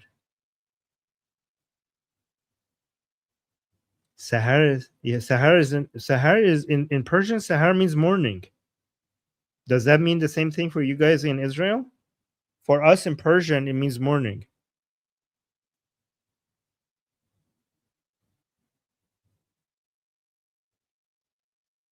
Oh, in Hebrew it means moon. Moon for Israelis, but morning for. So I sent him the link. Is he gonna come up? Guys, wish Goldie was here. I'm sure Goldie will be back. Oh my God! Hi. How you doing? Good. Oh my God! Hi, you're my hero. Huh? You're my hero. Thank you so much for having me. Thank you for being here, and thank you for everything you do, man. Thank you so much for everything you do. You're such a treasure. Do you see my title? Do you see the title under my name? Javid Shah. Javid Shah. Oh my guys, if you don't know who Sahar TV is, first of all, what's wrong with you? How could you not know that? Second of all, go subscribe to his channel immediately. I have learned so much from you about Israel and about Israel's history. You have been such a both educational and inspirational for me. So I can't believe that I'm talking to you. So thank you for being here. Thank you. Let me just transfer your screen because I have a teleprompter and I can't see you. I can see you here, but I don't want to look here when I talk to you. So just a sec. Okay. Output video. Okay, let's try this. Oh, Goldie. She's on the call? She's on the phone. You know, she's on the call with Hannity from Fox News. Oh, awesome. Wow, I love this guy. Just a sec. Yeah. Let me see if I can transfer it here. This is so confusing. So many screens. Hold on.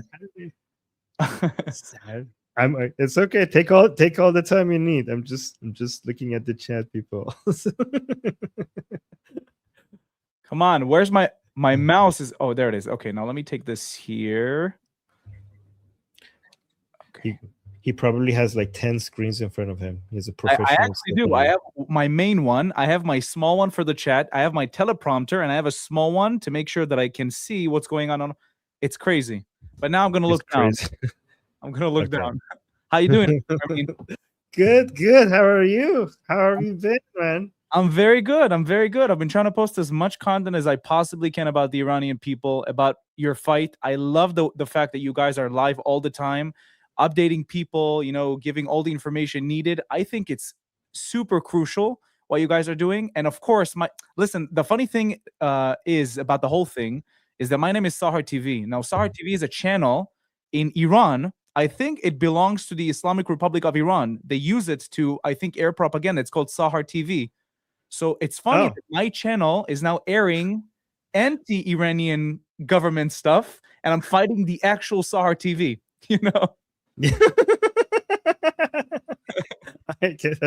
Really? I didn't know that. That's interesting. Okay. Any updates coming from Iran? Do you want to update me about anything?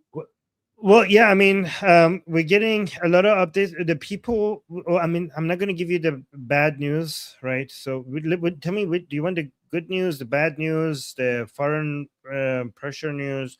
We're getting some bad news. A lot of Iranians are very, very optimistic about what's going to happen. Because especially, I don't know if you saw the TV hack that happened yesterday, right? So that because that happened at the time that we needed it the most, because there were some people within Iran that thought that maybe this was also just some people. A lot of people were saying that the revolution is definitely ongoing and we're still going to go fight, but just in the moment that some people thought that maybe the world has abandoned us, we had a TV hack on all major channels in Iran with the message that the world sees you and help is on the way and keep fighting. So that was such a boost of energy to the Iranian people exactly when we needed it the most. So that was, I don't know who did that. I think it might have been you guys. Was it? You can tell me. Nobody's watching. I hope it was us, so we can contribute a little bit. I just want to say, we have seen from history that if Trump says, "Oh no, we're halting the attack," or "No, we're not doing anything," we've seen that the Israelis and the Americans like to fool their enemies many times. They like to say, "Oh no, we're not attacking anymore," but then they prepare and send ships. Tricking our enemies is something that's in our blood, and I have no doubt in my mind, in my heart, that the people of Iran are going to be liberated. Hopefully, I wish this week, next week tops, because I know it's probably discouraging to keep fighting, to die by the tens of thousands of people. It's for sure discouraging, but if there's anything I can do to help you spread the message, if there's anything you want to share with me, anything you want me to share, please, Yes. I would love to help you because I feel like our people are so similar. I feel like our histories are so similar. And that's why you're seeing such a grand support from the Israeli people. But for me, it's more personal than this. It's more personal. I talk to so many people on my OMI TV ventures. I talk to so many Iranians, but they tell me never share me because I'm scared I'll get arrested, I'll get in trouble, I'll get hunted. I can't do that. So I know I spoke to so many loving people, and I feel like they're my family. So as long as it takes, I will never abandon the Iranian people. Never. Doesn't matter how long it takes. Months, years, I'll keep posting about you guys because I do love you. I do love you. And don't be discouraged because we'll keep fighting for you. Taloran will keep fighting for you. I will keep fighting for you. Almin, which I have no doubt you'll keep fighting for them. Goldie and a lot of amazing people. Tusi TV, which I love so much. All of you guys are incredible, really. And we will return the favor. The Iranian people love Israel. We just went through 47 years of trying to of a occupying force that tried to make us forget our bond, our 2,500-year-old bond between the nation of Iran and the nation of Israel. We have so much shared history. We have so much shared values. We have this. We share we share the same enemies. And I truly believe, and I don't think this is an exaggeration, I don't think any two nations share the bond that the nation of Iran and the nation of Israel share with each other. There's no other two nations that share the bond that we have. I mean, it's a 2,500-year-old bond, right? So they try to make us forget that bond, but we're going back to our roots, and we're going to, imagine all the work that we could be doing with each other. And we will never forget the Israeli people. I mean, even before all of this happened, after October 7th, the more the world was turning against Israel, everybody saw the Iranian people were becoming more and more pro-Israeli and remembering the alliance that we had with each other. But now we see that Israelis are also returning the favor, and we are grateful. We are so grateful, and we will never forget. We will never forget. Israel was part of this revolution as well, and this is only what the Israeli people are doing right now, because we see the protests, we see the passion, we see the messages coming from Israel asking their government to do something. We see all of you. We see you, Sarah TV. We see everything you're doing. We're gonna be celebrating you as a hero. Hopefully, I'll get to see you in Tehran one day, and we're gonna welcome you as a hero. I'm planning every opportunity I get to say it, I say it. I'm planning to go to Iran as soon as it's possible. And by the way, I think a lot of Israelis and a lot of Jews that are not able to go to Iran right now will take this opportunity. But I just have one criticism, and people keep saying this in the comments that I keep bitching about this. Kabab kubide. Okay, guys, we have to talk about kabab kubide. Everything is good. Fesenjoon is in my blood. I love Fesenjoon, okay? I love gourmet sabzi, my favorite. But kabab kubide disappointed me 3 different opportunities. If somebody can make me good kabab kubide for me to actually change my experience, please be my guest. Because I do like Iranian food, but this one is just different. I don't know. It doesn't fit. Kabab kubide is the best. You probably didn't have the good. They didn't do it right. Kabab kubide. Okay. When we go to Iran, we'll go have proper kabab kubide. I will personally be on a mission to change your mind about kabab kubide. Okay. Wait, I mean, are you based in the US? Are you based in the UK? Where are you based? Canada. I'm Canadian. Canada. Okay. I'm Iranian Canadian. I'm in the US. Maybe we'll meet and you'll prepare me good kabab kubide and I'll criticize it. maybe I'm not a good cook. I'll just take you to the best restaurant. By the way, another place we should be meeting is right next to the tomb of Cyrus the Great, because Cyrus the Great, by the way, guys, is a symbol of the bond between Iranian people and Israeli people. And imagine the day that we have like a sea of Iranian and Israeli flags around Cyrus's burial ground, around his tomb, and we're all dancing and celebrating our victory and the destruction of our shared enemies around his tomb. Isn't that amazing? They say Cyrus the Great was the first Zionist. The first Zionist, they say, because because he fought for the Jews to go back to their land. He seriously fought. Yes. So I can't wait for this. Listen, I really can't. I really can't wait for this. And I'm sorry you guys are enduring this difficult times right now. And I'm sorry you're getting no support from international medias. I'm happy Goldie's right now is on Hannity. I'm really glad about this. But Fox News, in most cases, have been on our side, and on the side of the Iranian people, the Israeli people, the people that are usually kind of that we're getting the cold shoulder from the rest of the media. So it's good that she's getting that, but where's the coverage? Why are you guys not getting the coverage? Where are the pro-Palestine protests? What, because it doesn't align with your narrative? Because the pro-Palestinian protesters, it wasn't actually about oppressed people for them, right? Otherwise you would protest for the people of Iran. It's all fake. It's all BS. Yes. But the Israelis will never forget you. The Israelis will never forget the unwavering support that you have given us after October 7th, before October 7th. Guys, just go to Beverly Hills. See the amazing Persians living there, the amazing Iranians living there. Don't try the kebab gubi there, but do go there and see the because they are incredible people. And I'm not even kidding. Incredible people. And people get mistaken me for being Iranian all the time, I kind of look like an Iranian, no?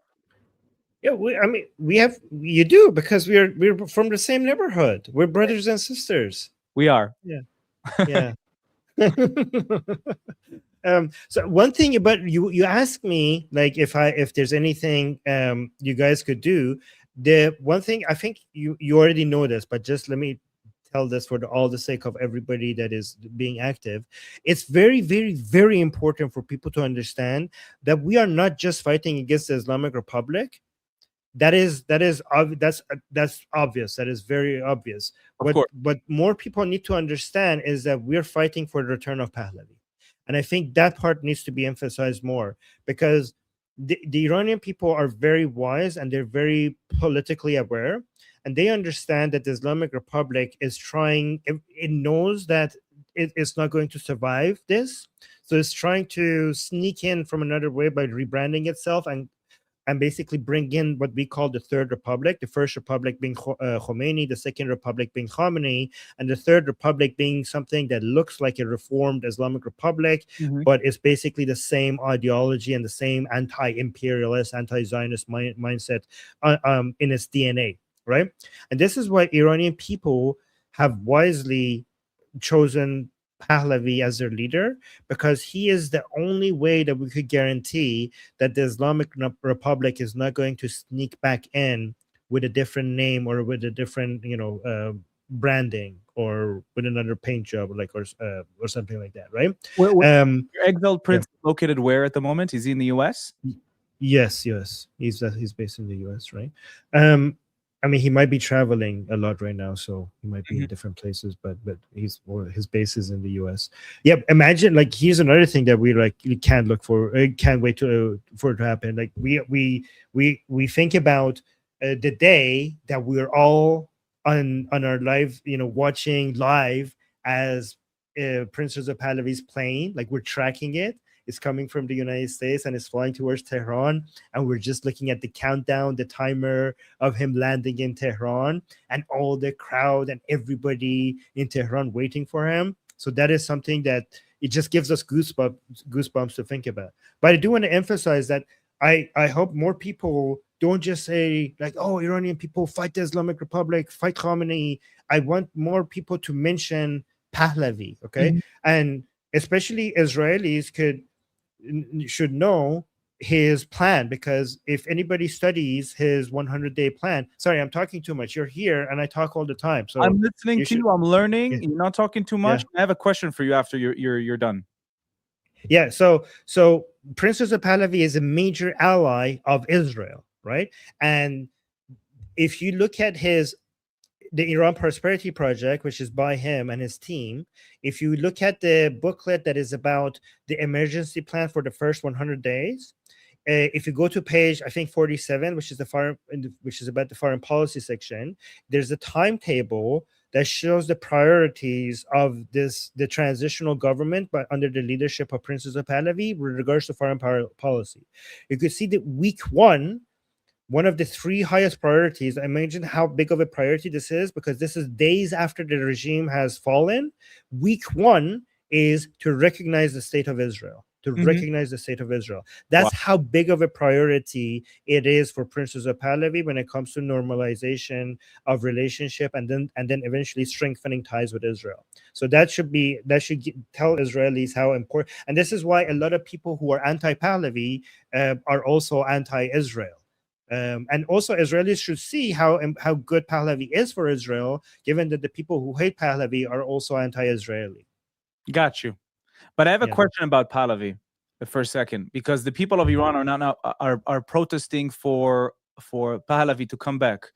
That will dictate monarchy in Iran. But Pahlavi himself is saying that he wants secular democracy. So how does that work? Can you explain that? Okay, so it won't dictate. Well, first of all, that's not what Pahlavi is not fighting for monarchy. Pahlavi, Prince Reza Pahlavi, he's fighting for a referendum. Okay, he's fighting for a referendum. If you look at all of his speeches and his books for the past 47 years, what he's fighting for is for the sovereignty to belong to the Iranian people, right? Beautiful. So Pahlavi has never been fighting for monarchy. Okay, most of his fans want monarchy, but he at some point was even he himself wants the Iranian people to choose. Okay, he's not going to choose. So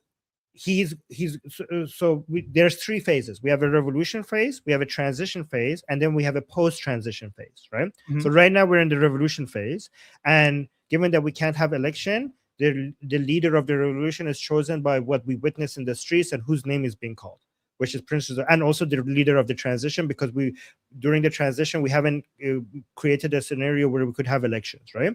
So he has, based on what everybody is, the name that is being called upon, has become the leader of the revolution and the leader of the transition period.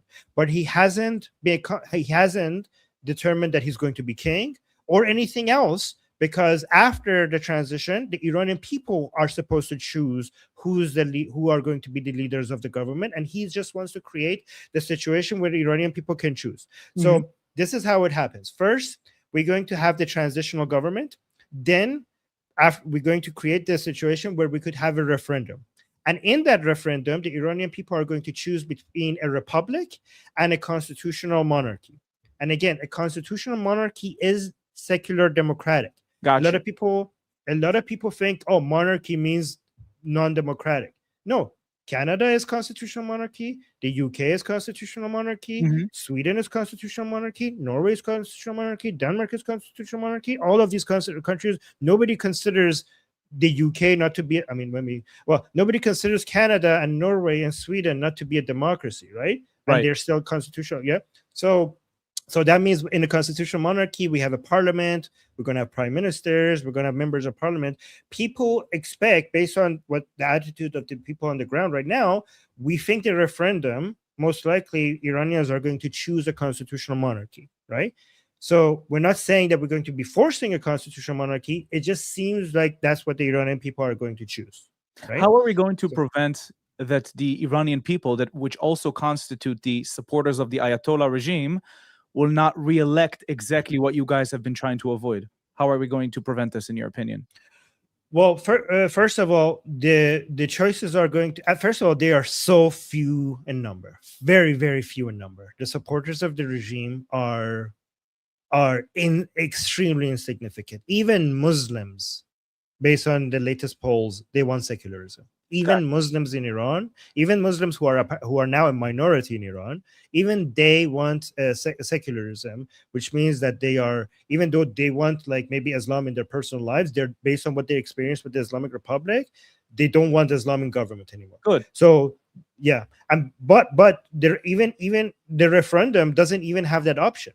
The referendum is going to be the choice between two secular democracies. Got you. A republic is a republic without a monarch, and a constitutional monarchy, which is both of them. So if it's one thing that the vast majority of Iranians can agree on, is that they're done with Islamic government.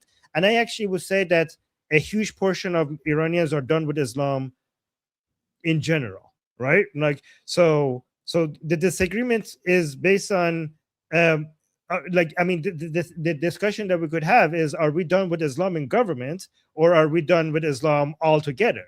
Okay, the discussion is not if there is any significant people who want Islam in government or not. That is absolutely a no. I think that is the highest priority for the highest number of, I think for most Iranians, that is even more important than democracy itself, right?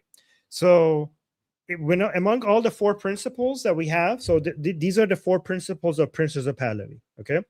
Border integrity, secularism, democracy, and equal individual rights for all Iranian citizens. These are the four principles of Prince Reza Pahlavi.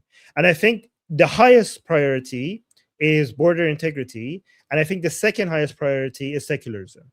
And then the two, and democracy and equal individual rights are number 3 and number 4.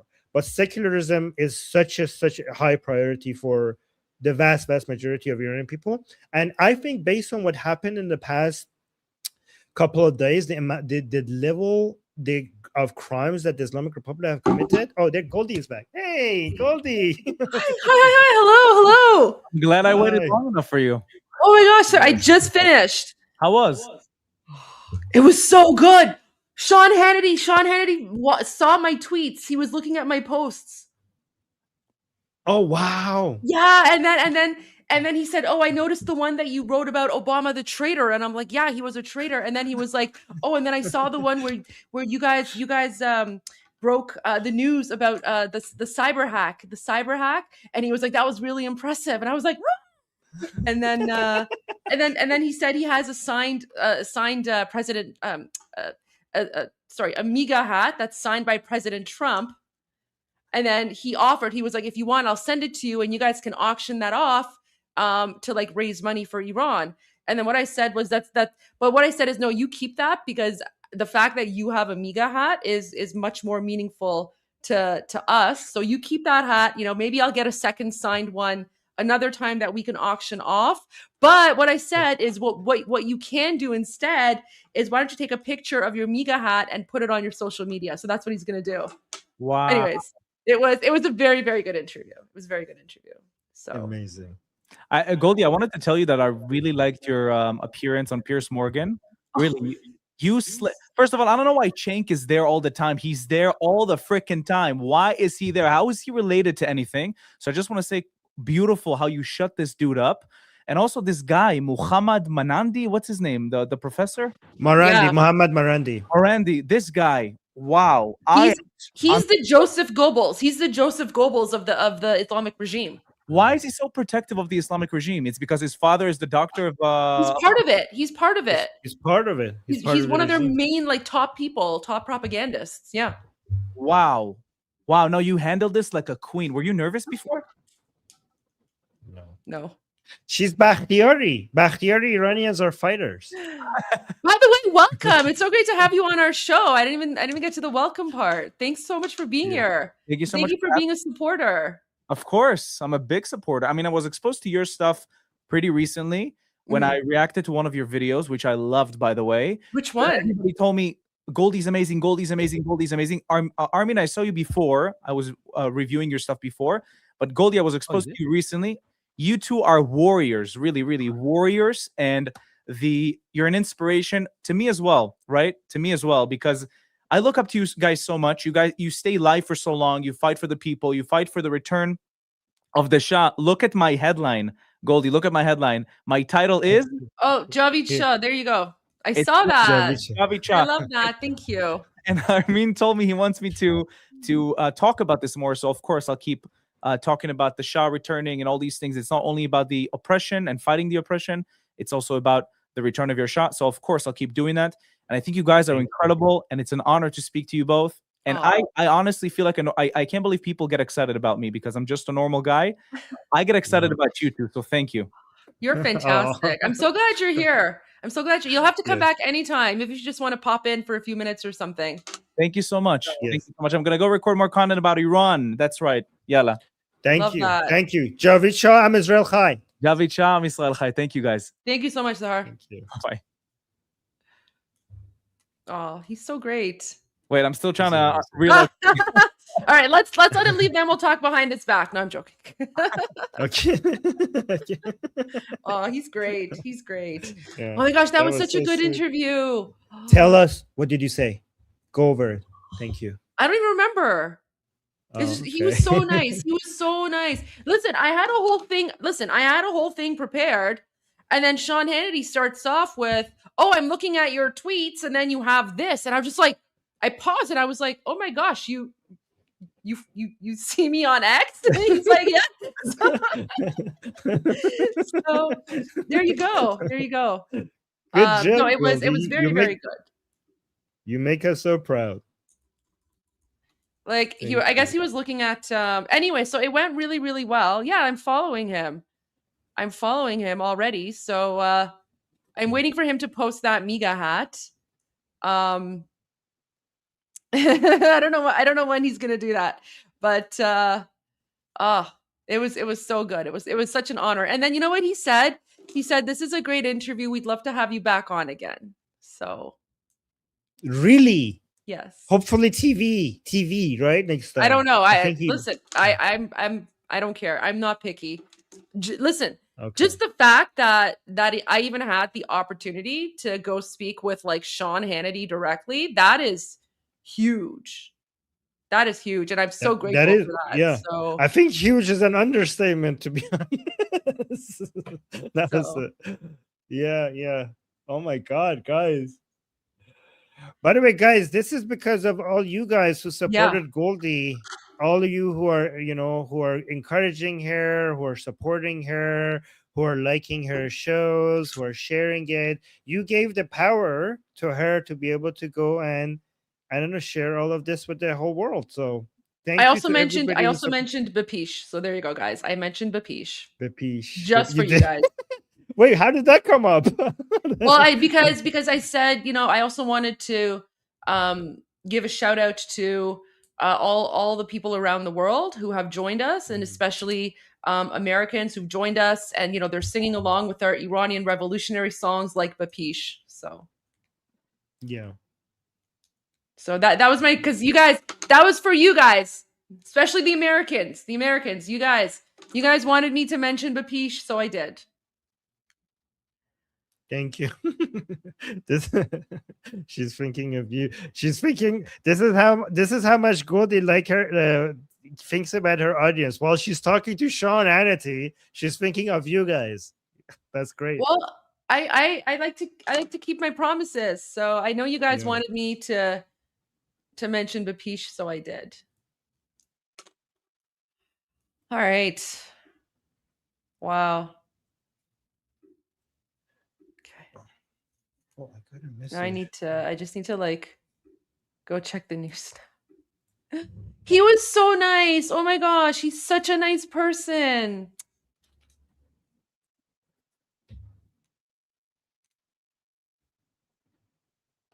He's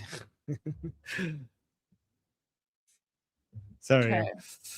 I got some important messages. Sorry, I seemed a bit distracted, but I'm back. Okay, no, that's fine. Okay. While we're waiting for some news, unless you have news, Armin? Yeah, I mean, I do have some analysis. You have analysis? Okay, let's go. Yeah, just updating some analysis. Sorry, I was just caught off guard because of a message. If you need more time, I have some things I can share. I'm okay, but whatever you prefer. Do you want me to go through the update of where we are at right now? Just that I just have a small bullet point for each situation that we're in. Yeah, let's do that. Okay. So some of this you guys have already heard, but I think it's important for us to just get everybody on the same page. So I'll try to go fast so that we could then go watch what Goldie has. Okay. So high readiness reports indicate, again, by the way, guys, a lot of you might know some of these, so just bear with me with people who might not have watched our previous streams. Okay, so reports indicate that the US and Israel are preparing for a major attack on the Islamic Republic. This is viewed by many experts as a move towards regime change, not just limited strike. And again, this is based on what most experts are saying. I'm not saying they're 100% right, but this seems to be the consensus by the vast majority of the people who are looking at this, right? So naval movement, we talked about the USS Abraham Lincoln carrier strike group, which is basically, it's not just the aircraft carrier. It comes with a whole bunch of other things like the destroyers and a whole bunch of stuff. That's why they call it the group. It has passed the Singapore Strait. I think some people said it was like around Malaysia right now, and it's heading towards the region. And guys, it probably won't enter the Persian Gulf. It probably would just go close to the Oman Sea, and that's where it will stay. The reason why it's not going to come into the Persian Gulf, because it needs to be at a distance so that it would be harder for the Islamic Republic to target it. It is expected to arrive in 4 to 6 days. And this, a lot of people think that that's when the attack will happen, but as Goldie mentioned earlier, it also might be some surprise attack might happen before it. Yeah, Goldie? I do have a question when you're done. I have a question about the carrier stuff and the location and the timing. Yes. Okay. But Goldie was right to point out that a lot of people are expecting something to happen when they arrive. So they might, there's both reasons to suggest that they might attack sooner.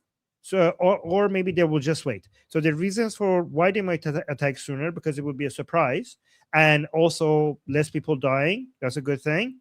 And the reason why they might wait is because some people suggest that they won't attack until they arrive, is because they say they don't need to surprise the Islamic Republic, because the Islamic Republic can't do anything anyways, even if they know the attack is coming. But I actually don't agree with that, because they might actually decide to strike at Israel earlier. So we'll see. But given that we're not going for a symbolic strike, it seems like we're going for regime change. It might make sense for waiting until everything arrives. And remember, it's not just this airstrike carrier group. There is also one, I think it was the George W. Bush one, coming from the northwest around the Mediterranean. And that's apparently the there's a question I third have. one. Yes. And apparently there's a third one also that is arriving, but people are not sure about that, right? Do you want to ask your question? Yeah. So I know a lot of people are kind of focusing on, the USS Abraham Lincoln, and there seems to be this like push, right, to like, Abraham Lincoln, freed the slaves, and so very poetic that Abraham Lincoln is going, the USS Abraham Lincoln. But I mean, isn't George W. Bush the founder of the United States, and basically, Washington. The Washington. Sorry, George Washington. Yeah, George Washington. Sorry.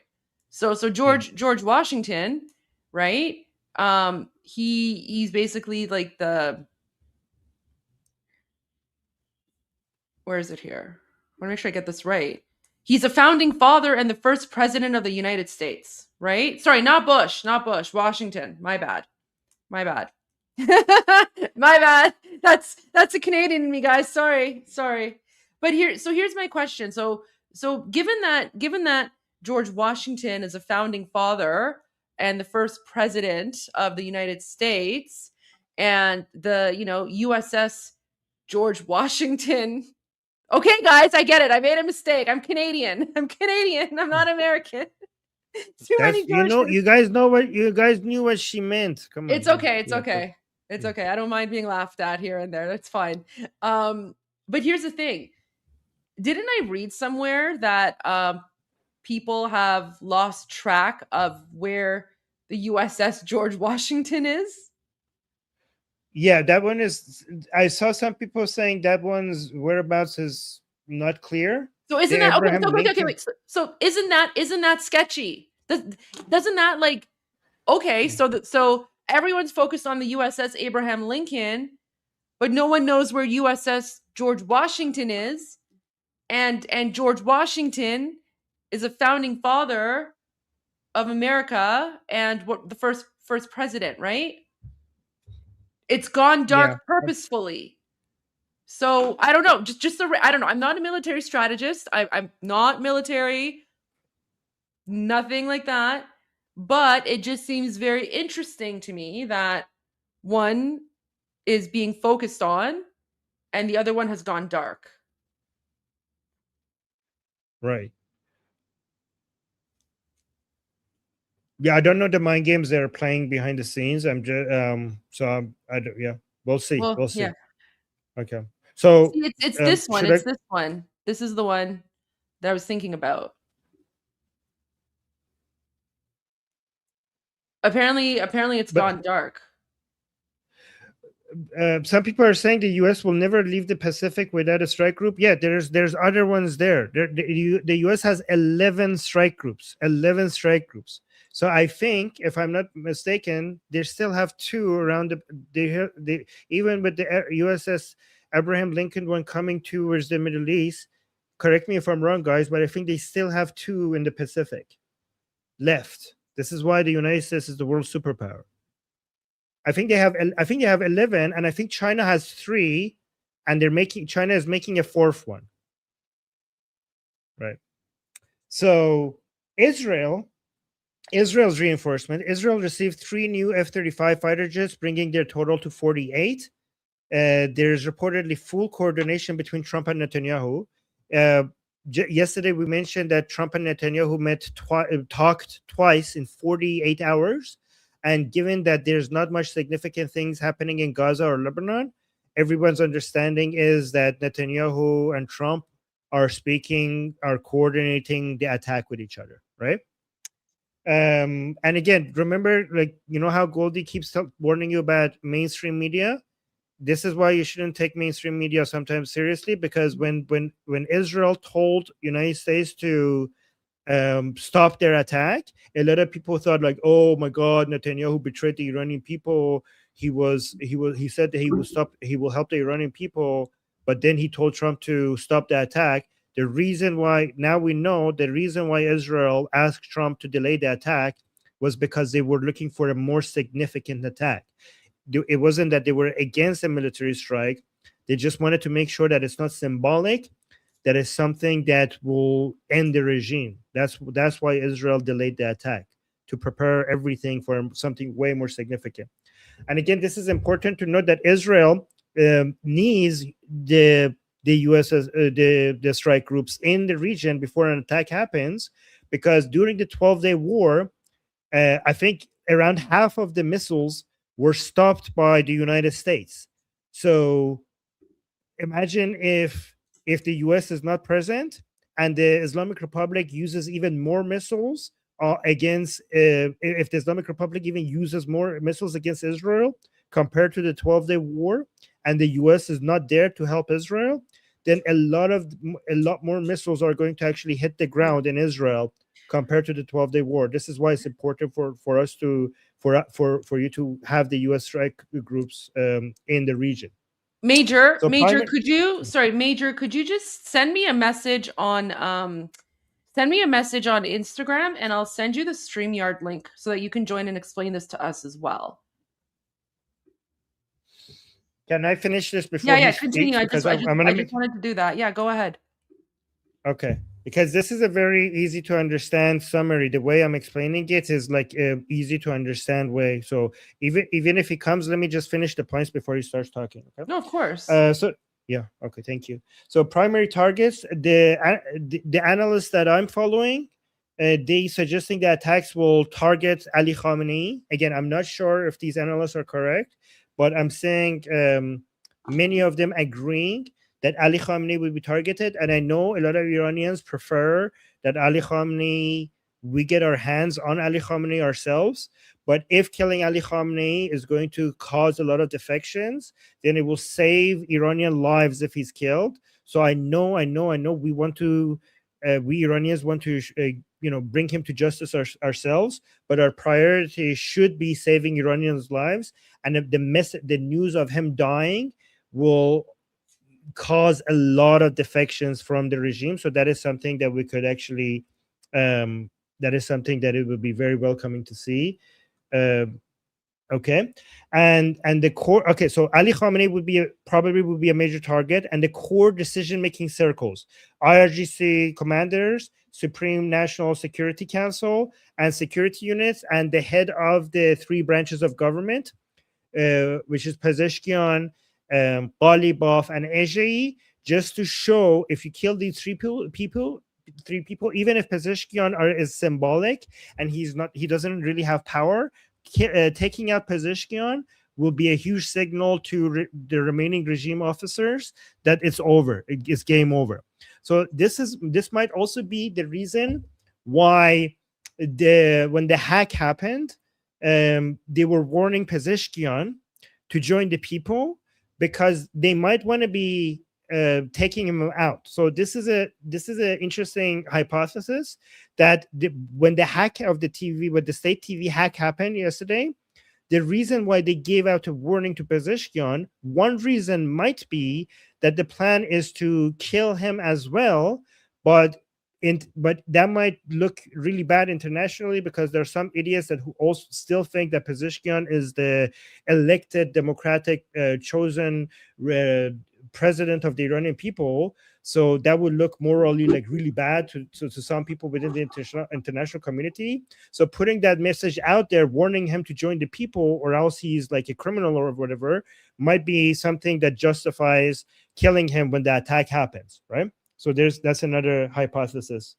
So when it comes to the timeline, I'm seeing things as, by the way, this is just the wide range. Okay, I'm not saying it's going to take this long. Okay, I'm saying as all of this happening within the longest ones that I've seen is 2 to 3 weeks, and somebody also said 1 month. I'm just going with the longest range. I'm not saying it. Okay, and some people even and as short as today or within a couple of hours. So this is the range that we're saying of the estimates for when this will happen. So Pezeshkian, I don't know if you guys saw. I think you did so because I think Goldie might have shown it to you when I left yesterday. Pezeshkian just came out and threatened that if Khamenei is killed, there's a declaration of all-out war on the nation, and he uses the word nation, which made a lot of Iranians angry, as if they represent the nation. So that's what the word that he used. He basically came out and said that if they kill Khamenei, it will be all-out war. And the reason why he put that message out there is because the Islamic Republic, the Islamic Republic's calculation right now is that the Americans, Trump is afraid of long-lasting war. So the Islamic Republic's calculation, some people within the regime, their calculation is that Trump just wants to do something symbolic, short and limited, and then go. So by threatening him that, we're going to enter into a long-lasting war, that is our deterrent capability. And some analysts say that's a miscalculation of the Islamic Republic because Trump actually wants to come and do regime change. But that's why they got Pezeshkian to come. By the way, Pezeshkian doesn't say anything himself. He basically just repeats what they tell him, what the higher ups tell him to say. So he said that because through his mouth, they're trying to tell Trump, scare Trump that, if you do this, we're going to drag you into a long-lasting war. Okay, so I have some other news, but because you have no, go for it. Go for the news. Go for the other news, and then we'll go back to the military analysis. Okay. So we had some new reports regarding a massacre that happened in Rasht, the city of Rasht. And they said the reports from Rasht were really horrific. The security forces, they actually burned a very beautiful bazaar in Rasht, and they trapped the people inside the bazaar, and they started shooting at them while they were trapped inside there, like Holocaust style, like massacre of the people while they were trapped there. and just in that massacre, thousands have potentially died in Rasht alone, right?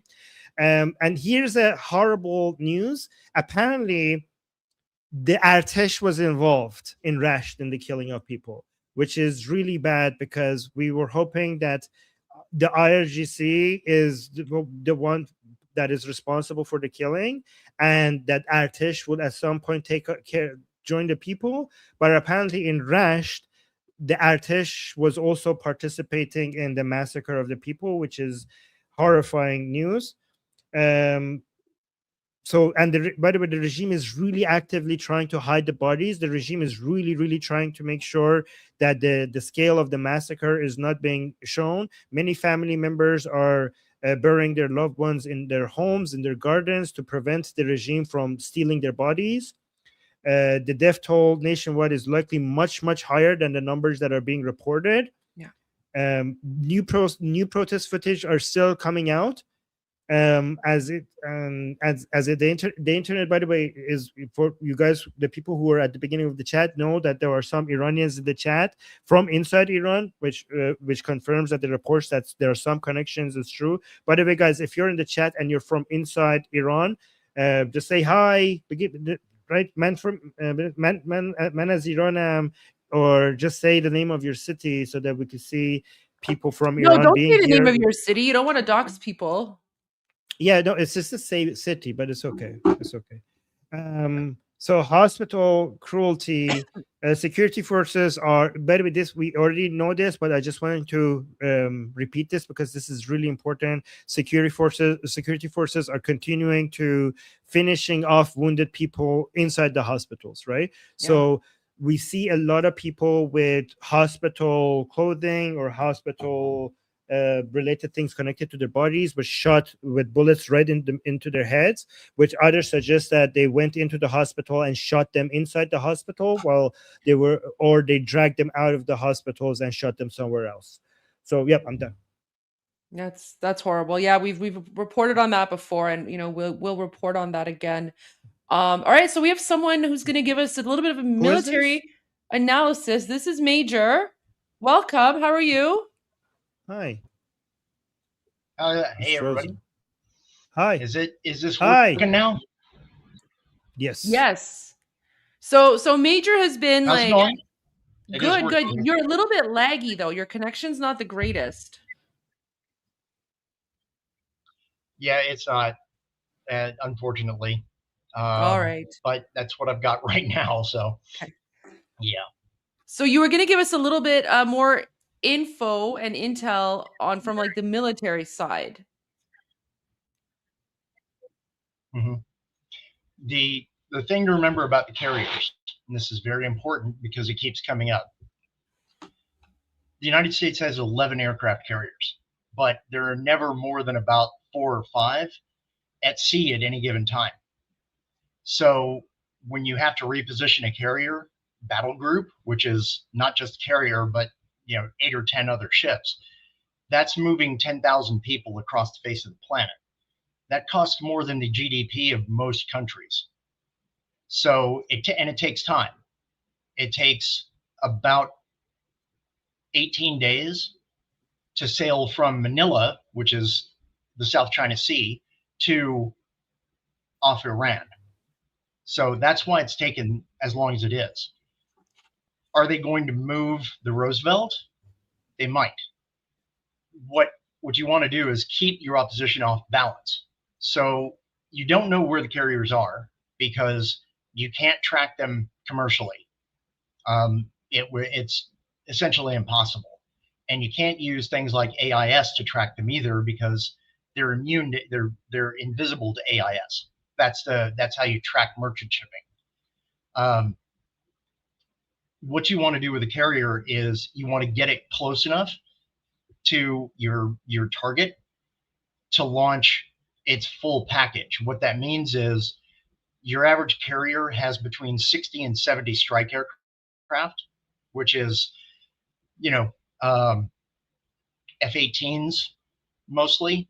They don't really operate F-35s yet. There's just not enough in the system. But you want to get them close enough to the target that they can launch and get there, even if they have to hit a fuel tanker in the air. But you don't want to get your carrier too close, because then it's open to attack by ship missiles. And this is all very complicated, but it makes things confusing for people who are trying to follow what's going on. That's why a lot of people think that, you know, Trump is chickening out, all this other hogwash. It's not. It's just nobody in DC saw Iran going this direction in the first week of January. Nobody had any idea that this was going to happen, so nothing was in place to go toward. And now it's going to take time. That's why if there was an attack that was planned for, you know, a week or two ago, that they canceled it, because they didn't have enough firepower. They didn't have enough carriers ready to go. And you can't do something like this with just B-2 bombers, because they're as effective as they are, they don't carry enough ordnance to address the regime. And you don't want to give the regime time to scatter. You want them all at once with everything you can muster. That's why it's taken so long, and that's why everybody's waiting. Yesterday, you had pulled up a map of the Persian Gulf, and I think it was from Fox News, and it showed a bunch of different ships in the Persian Gulf, along with the Roosevelt strike group over in the Red Sea.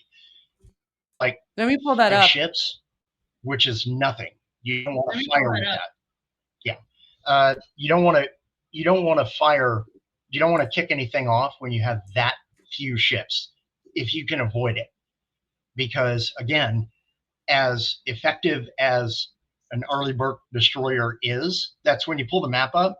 That map has two listings. It has DDG and LCS.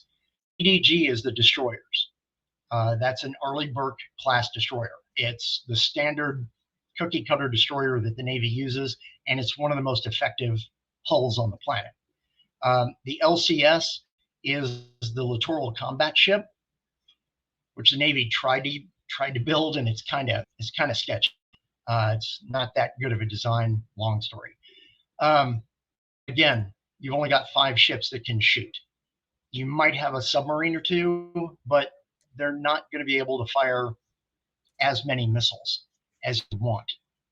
And you've also got to find targets, like the jamming system, for example, that the regime is using to jam Starlink, or that they were using to jam Starlink. You want to find out where those jammers are, because you don't want to just fire missiles blindly. And that's where we are immediately. Now, there's a lot of talk of boots on the ground, and we're going to send in the Marines, send in the 82nd. That's not going to happen. You might see special forces going in to hit a specific target, but you're not going to see a Marine battalion landing in Bandar Abbas. That's just not going to happen. That would invalidate everything that the people in Iran are trying to do, because it would be an open case of, America being behind the whole thing. And it wouldn't matter what the reality was. Perception is what counts. So you don't want to send in regular troops. Like I said, special forces is something different, and people understand that. But those are the options that Trump has right now. And he's got to be careful in what he says. And Trump is always careful in what he says. He's got to be careful, because if he's not, then he gives everything away. And that's just going to result in a failed mission. And it's going to make things much worse in Iran. And it might actually get China to get involved. And you don't want that. You don't want to give China an opportunity. So when you see like the George Washington, because you guys just brought this up, people are talking about the George Washington. The Washington's not going anywhere. The Washington is based in Yokohama, Japan. And I know because my brother used to command Marine Barracks Yokohama way back. But the George Washington is based there.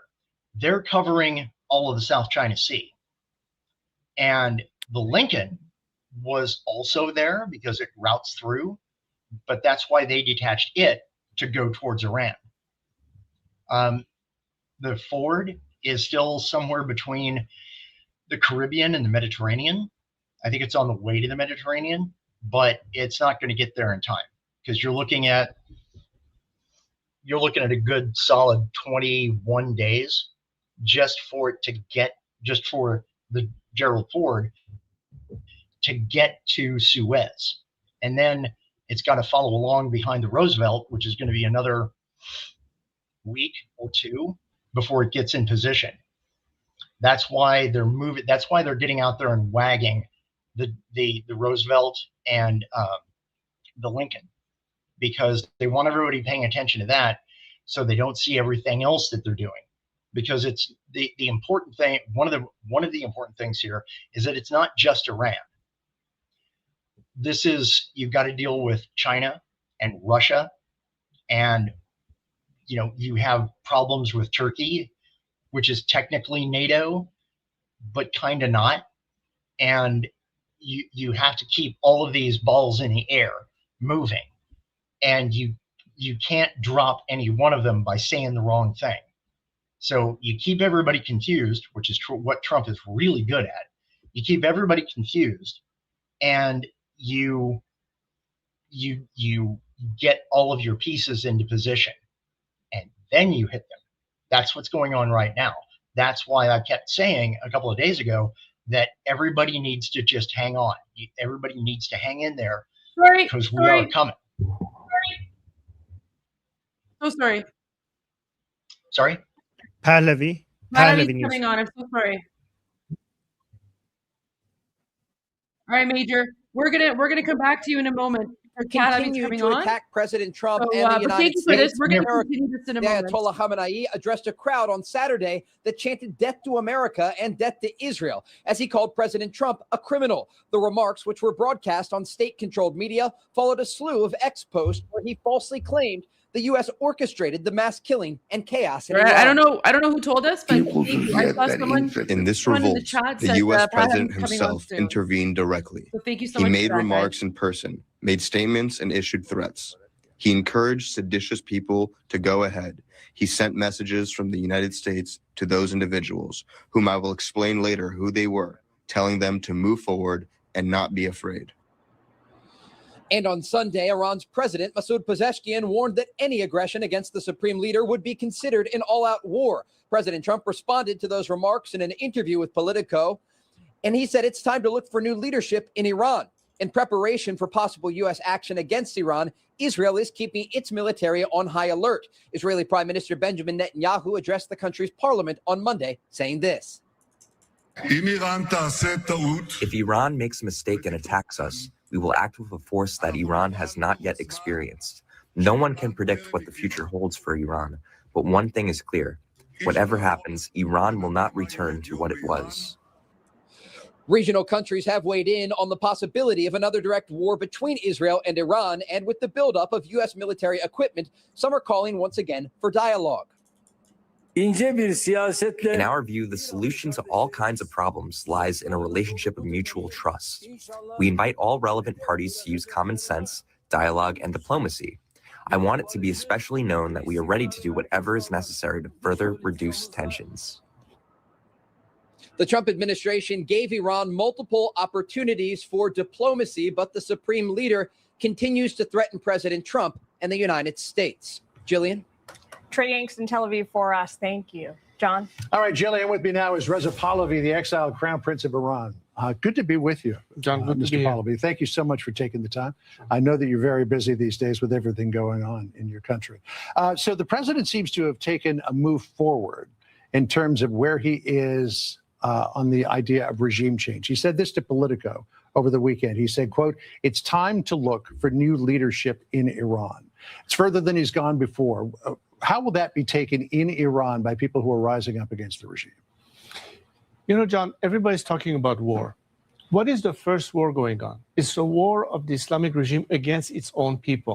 We are at war with this regime. Now, defenseless, unarmed civilians have demonstrated in the last few days the total rejection of the regime. They took to the street, they chanted death to the dictator, they chanted that we want an end to this regime. In other words, it's way beyond protest. The response, massive massacre of our citizens. The regime utilizing military equipment from rifles to tanks to brutalize and kill the people in an unprecedented way. And they continue to do that as we speak. They are in fact entering people's home, clobbering them. They have shot at the rooftops when people were chanting from the rooftops the last 2 days, ever since the internet disruption. So we are talking about an actual conflict. Now, I think the president was absolutely correct when he says there has to be a change of direction. And that's exactly what the Iranian people are asking But for. if the Iranian people now had the support of the president on that idea, will that encourage them to take to the streets in even greater numbers and put more pressure on the regime from within? Yes, and I think that the decisive factor would be the instrument of repression that has been unleashed against our people is what is the ultimate obstacle to overcome. What changes the odds in favor of the people that can finally take over the system and push to a complete collapse depends on calculated strategic strikes against these institutions. Those would be American strikes? It would be, well, it could be an American strike, it could be Israeli strike, it could be whatever. The Iranian people now are looking as the cavalry coming, because we can only hold the fort up to a point. Yep. The cavalry can help us overcome the odds. Look, this is a regime so desperate that it has to import elements from Lebanon, from Afghanistan, from Iraq as instrument of repression, because they are running out of elements of their own doing the dirty job against them. This is what's at stake. So the regime right now is on its last leg. It's on the verge of collapse. It's going to attempt every other means to yet again survive. That's why a definitive strike is going to completely reverse the odds in favor of the nation and defenseless people. That's what we need in terms of actual support. So what do you strike? Do you strike command and control facilities of the IRGC? Do you launch a decapitation strike to take out the Ayatollah? What would you suggest either the United States or Israel or whoever is willing to do it take on? I think if you're asking from the perspective of the people on the streets, is you have to neutralize every element that has been unleashed against them. So anything that ties to the regime mechanism of Islamic violence. Well, it could be at first being targeting, of course, IRGC, which is the main culprit here, or any other instrument of state apparatus of control or violence. That's already a big plus. And that cannot come across via diplomacy or via negotiation. This is where the promise that the president has given has been very heartening to the people of Iran. And if that is carried out, then it changes, as I said earlier, the whole complexion. So if the regime topples, the big question is what comes next? You have put your name forward as somebody who would lead a transitional government in Iran. Here's what President Trump said about you when he was asked. He said, quote, "He seems very nice, but I don't know how he'd play within his own country. And we really aren't up to that point yet. I don't know whether or not his country would accept his leadership. And certainly if they would, that would be fine with me." What would you say to President Trump about that? I think he's absolutely right. Let the Iranian people determine who they want for the leadership.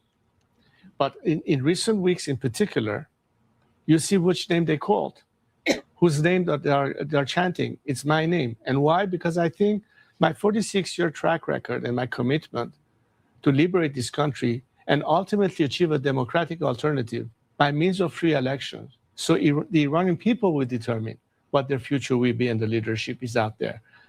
I'm humbled by the fact that they've been supportive of my role and asked me to step in to lead the transition, which is precisely what I'm doing, so we can go from here and ultimately have the Iranian people choose whatever they want at the end, and the interim government will turn over the direction of the country to the once elected new system in our country. In recent days, Iranian state TV was hacked. It was almost like something out of a James Bond movie where the screen went like this, and suddenly you popped up with a message. How was that received? Well, that's very empowering, because for decades this regime has, on the one hand, imposed maximum censorship. It has tried always to cut off our compatriots from the rest of the world, namely internet access or even the telephone lines in recent days. So when they get hit by a counterattack by people who are organized enough to have that level of penetration in terms of the digital warfare, I think anybody back home was, wow, let them get a taste of their own medicine. So you said something very significant. You said a transition to democracy. It has been a long time since there's been democracy in Iran. It's been 75 years, pretty much. Even when your father was the leader of Iran, that was not democracy. Is Iran ready for a return to democracy? Can it do it? Because there are some places in the world where democracy doesn't exactly work. I think that's the ultimate desire of every freedom-loving Iranian that is committed to a democratic alternative, to see that through. And right now, if you look at today's Gen Z of Iran, which constitute at least a third of the population, these are smart kids that have studied history. They understand the importance of strengthening institutions. They understand checks and balance system. They understand how society and citizens participate in the daily aspect of their governance. They know the free world as it is. They also know the non-free world. They know how it looks like in Pyongyang. They also know how it looks like in Washington. And what's important here, and I hope that especially the American viewers understand, the fact that you support this nation towards democratization is not just to liberalize the region and bring about something that is ultimately an element of stability, but what is the interest of America in all this? I think even President Trump remembers what Iran was like before the revolution, what kind of relationship we had with America. Look at the diaspora in America itself of Iranian Americans, how much they contribute to the progress and wealth of this nation. And ultimately, a different Iran will be comprised of people that are dedicated to that ideal. And I think there are not enough countries in the world that are democratic that can help us bring it and achieve it at the very end. But that changes the course of history. That's the first thing that will make America feel that they don't no longer have to have their 6 feet protecting the region, because now you have a viable, trusted partner that will work with you as your friend, not a regime that from day one called death to America. Well, that's the ultimate. It could certainly change the entire face of the Middle East, though, as we have seen before, sometimes when there's a power vacuum, what fills the vacuum is worse than what came before it. So if this happens, we hope it happens the right way.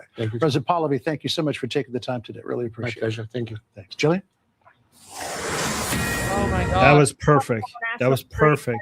Robert O'Brien. That was really perfect. well done. Yeah.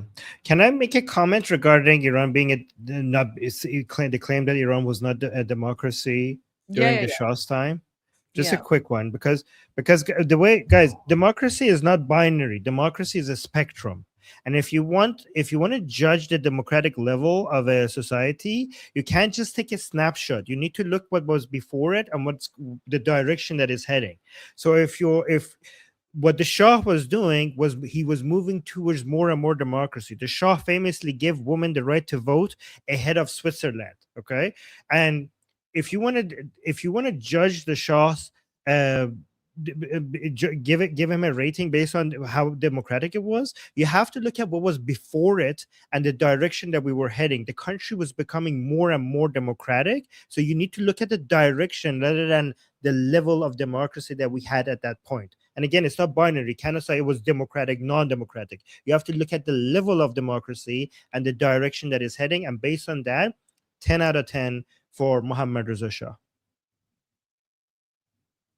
You know, it's a little bit frustrating. I know for Iranians as well, very frustrating whenever, you know, we hear that like the historical revisionism and, you know, the propaganda about, oh, the Shah was a dictator, which we know he wasn't.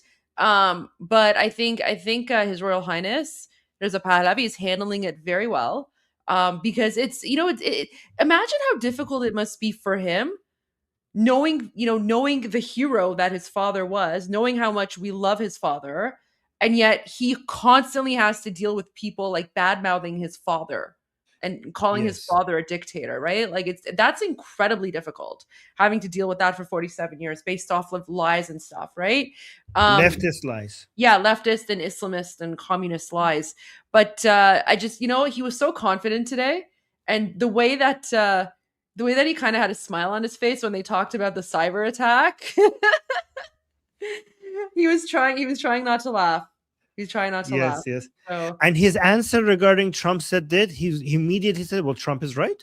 It Yeah, should it's be the perfect. choice of the people. That was a perfect response. That was a perfect, not defensive, just confirming that. Yep, I agree with the same thing. We're so lucky that we have him at the darkest time. We had the best person to lead the way out of this darkness. He is our North Star. He's our North Star. And guys, remember, when President Trump says what he says, he's saying that because he's respecting the right of the Iranian people to determine for themselves who they want, right? So President Trump is making it very clear. It's not my place. It's not my place. But he also adds at the end, he's like, but if that's who the Iranian people want, I'm fine with that, right? So he's saying without saying that he's supporting and endorsing King Reza Pahlavi. So for all the Iranians, negaran nabashin, he's saying without saying it. Like he's speaking in political terms here. But he has to pick his battles. He cannot correct every mistake. He has to pick his battles. Exactly. But let's go back to the Major, because we did interrupt him, and Major was giving us a fantastic analysis on the military side. So sorry for interrupting you, but you're by the way, I'm just one thing. People are saying that Neilban is saying, can we set up a sharing agreement with Iran where Reza Pahlavi is our prime minister too, maybe our king? People are falling in love so much with Prince Reza Pahlavi. No, he's that they ours. want him. You can't have him. him. Sorry, he's all ours. Yeah. Well, I replied to somebody in the chat earlier who asked, what are the chances of a republic in Iran? And my reply was slim to none, because everybody in the Iranian street is chanting for Reza Pahlavi. Nobody's chanting for a republic. Yeah. So, that's just kind of the way it is. We want a constitutional monarchy. That's what it is. But that referendum is for after Iran is free. But yeah, sorry to interrupt you, Major. Please continue. No, that's fine. Is this any better? Mm-hmm. Okay, yeah, I switched over to my phone because that's on 5G, so we're good. So yeah, that was I had kind of run out on the idea of the carrier strike group, and boots on the ground. So what else would you like to know? So I guess I just wanted to confirm. So Armin, go ahead. Armin, you go ahead. Yeah, just a quick question. No, just a quick question. I know that the B-2 bombers seem not to be needed for this round of attacks because some people are saying they're not needed because it's not about hitting enrichment uranium facilities really deep on the ground. But is there any chance that they might be needed for the strike? They will absolutely be used when the time comes. And that's because the B-2 doesn't just hit like nuclear sites. The idea of the B-2 is that you have a bomber that has a radar signature, a radar cross-section that is around the size of like a hummingbird. If you see a B-2 on radar, it gets canceled out as bird scatter. And it carries a massive payload, a very precisely accurate ordnance that it can drop on a target. So everybody talks about Khamenei being in a bunker. Well, if they find his bunker, he's going to eat something from a B-2. Okay, so that's actually my second question. What are the chances that Israel and the United States know exactly where Khamenei is right now? And if they do, what are they going to do about it? Are they going to send commandos to get him, or they're just going to bomb him? What are your is Khamenei a target? Definitely a target. Everyone's saying he's definitely a target. But what's your assessment? Yeah, Khamenei would definitely be a target. That's what's called. This is people who know what this means. It's going to come off as kind of gross, but it's called a decapitation strike. That's where you go after the leadership first, including the head guy in charge. The thing with Iran, that a lot of people need to understand is that Iran is about 1/3 the size of the United States, roughly. It occupies, on a map of the United States, Iran takes up most of America east of the Mississippi. And that's a big area. And Tehran, unfortunately, for this, is deep inside. It's deep inside Iran in relation to the Persian Gulf. So carrier strike aircraft aren't going to get there. Yeah, there you go. That map. Carrier strike aircraft won't get there easily without a lot of tanker support because they're going to be flying heavily loaded. Anything coming in from Israel or Saudi Arabia or Qatar, that's also going to need a lot of tanker support. And tankers are really vulnerable for something like this. And you really don't want to use them in an environment like Iran. That's where the B-2 is going to come into play, and maybe even the B-21 Raider. That's the smaller version, because they can fly all the way to Tehran, turn around and come back, and they're still going to be lugging a lot of fuel. That's the whole purpose of the B-2. The carrier strike groups would hit is all southern Iran, down along the Gulf Coast, where you do have a lot of IRGC bases, not just the speedboats, which are a lot scarier than most people think, but you've also got electronic warfare and electronic sensor outposts all along the Gulf that are run by the IRGC. And what they would that would be where the carriers would hit first, and anything flying out of like Israel, that's where they're going to concentrate.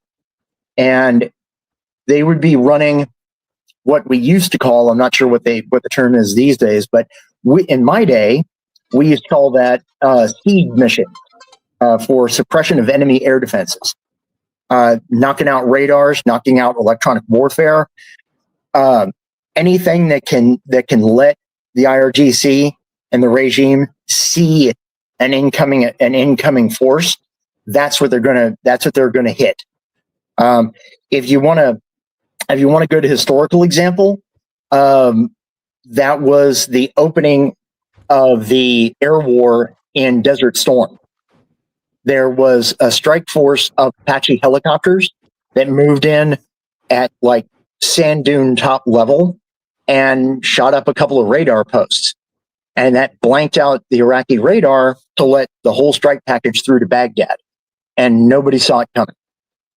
Wow. That's what they would be doing here by hitting everything along the Gulf Coast of Iran. Meanwhile, you've got the B-2s that are going very deep all the way to Tehran and handling whatever targets they've been identifying. That was another reason why they would have delayed the attack, because you don't want to go off half-cocked. And there's some other things that some other aircraft that they could send in, like the B-1, that would be for specific targets somewhere in the middle of Iran, that's too deep for the carrier aviation to get at, but they don't need to go all the way to Tehran and back, and just let the B-2s do that. And I can say this in confidence because I know a lot of people without a certain level of experience are probably going to say, my God, how is this guy saying this? Because, he's giving away everything. No, this is publicly available information. You just got to know where to go to look for it. And oh, sorry, go on. No, I no, thought no, you were go ahead. My understanding, let me know if this is correct. My understanding is that the taking out the targets that they need to take out is going to be pretty straightforward and easy. The preparation that the reason why they need this much preparation is because they want to protect everybody against the response by the Islamic Republic. That is the complicated part. That the taking out the targets that they need to take out inside Iran is going to be very straightforward and easy. Is that accurate? That is largely accurate, yes. But it's important to understand this, and this is not the U.S. military being callous. Really important to understand this. The primary objective when they send in the bombers is taking out the leadership and then taking out infrastructure like the jamming systems and the monitoring stations. That's the primary objective. Protecting the Iranian people is the secondary option. It's a secondary purpose, but it doesn't mean that that's not important. It just means that in order to protect them, they're in the line of fire. So things can always go wrong. So if a bomb goes sideways, that could get ugly. It's not intentional. It's just sometimes technology fails. So everybody needs to keep that in mind. Yeah, Iranian people completely do take that in mind, because after the 12-day war, Iranian people became more and more pro-Israeli, so they completely understand that. And no matter, and the, friendly mistakes will not be able to kill as many as Iranians as the Islamic Republic is killing Iranians. So I think a lot of Iranians completely understand that and are willing to pay that price. Is it true that the Qatar is not allowing United States to use their airbase, and also Saudi Arabia is not allowing the United States to use their airspace, or is that just mind games or misinformation? I think that's mind games. I think that's part of the sleight of hand that Trump is doing, which is what this whole Denmark thing is. The idea is to keep everybody off balance, so they don't know what you're actually doing. And see that if you just take it at face value, Qatar and Saudi Arabia is saying, no, you can't launch an attack from our airspace. At face value, that sounds like, well, Trump's got a real problem, and that his allies are turning on him, and that helps because the regime may decide that, well, we don't have to worry about Qatar and Saudi Arabia, which is where all the F-15s and F-16s from the U.S. would come from, and that we would encourage that. Absolutely. I don't see any reason why you wouldn't do that. And then you have the whole Greenland thing that's just come up, and that too, I guarantee you there was a private phone call, and suddenly Greenland is in the news, and it means nothing. Greenland, it's like Trump saying that, well, we should make Canada the 51st state. And when he said that, go back a year, when he said that, the mainstream media lost their minds, and all the Democrats and the black-pilled people all freaked out because, oh my God, what are you talking about? Are we going to invade Canada now? And are we going to invade Greenland? No, because we're all NATO members. That's the thing. That's the thing to remember when you hear the mainstream media freaking out over this. Denmark and Germany are both members of NATO, just like Canada, just like the U.S. If NATO is going to go to war with any of its members, it's going to go to war with Turkey, because Turkey is monkey wrenching everything NATO's doing, while also selling off as many combat drones to Ukraine as they can at highway robbery prices. That's how the game's being played. Now, I've been reporting on Turkey now for 2 years. I put a link up to I kind of outed myself there a few days ago, but that was because I put out an article on Iran on how we got here, and why I think the Shah was deposed, and ultimately I think he was assassinated. But that's a whole other thing. But yeah, I've been in the journalism that I do. I've been watching Turkey now for 4 years, ever since I started back writing professionally. Turkey's been on the move. They've got their fingers in Libya. They've got their fingers in Somalia. That's why when Israel recognized Somaliland back in December 26th, actually, that's why Turkey freaked out. Because they're basically running what passes for the Somali military, because they want to grab the southern end of the Red Sea. That's been their whole point. Excuse me, and that's why they're such a disruptive influence. But yeah, as far as Qatar and Saudi Arabia go, I'm sorry I drift a lot. As far as Qatar and Saudi Arabia go, no, that's good. That is a distraction. They rely on us way too much. Too much. And I keep seeing people saying, so and so in the regime has transferred $1.5 billion to Dubai. That's easily dealt with. If they transferred it as actual money or gold specie, if they sent foreign currency, if they pulled an Obama and sent a C-130 down there with, pallet loads of cash, we have a very simple solution to that, which is to tell Dubai, hey, you're in receipt of terrorist funds and you need to freeze those until we can get them back to their rightful owner, which is not the Islamic regime. So I take that, I take comments like that with a big bucket of salt. Okay. The most important question, and I know that the answer might be probably that there is no answer. We have to just wait and see, but I'm going to ask it anyways. When is there a way to estimate when the attack is going to happen? And also, is there an estimate for when the attack happens, how long the war is going to last? I don't want to gainsay it, but I would say probably 2 weeks before anything loud happens, before any kind of bombs start getting dropped. It would be at least a week and a half, 2 weeks. How long would it last? I think it would last once we actually start shooting. I would say maybe 6, maybe 7 days to make sure that we get everything. And I say that because, again, we're not putting boots on the ground. After that first 5 to 6 days of target servicing, anything else that we would do would be in support of actual ground forces. And I don't see that happening. So 5 to 7 days once the shooting starts.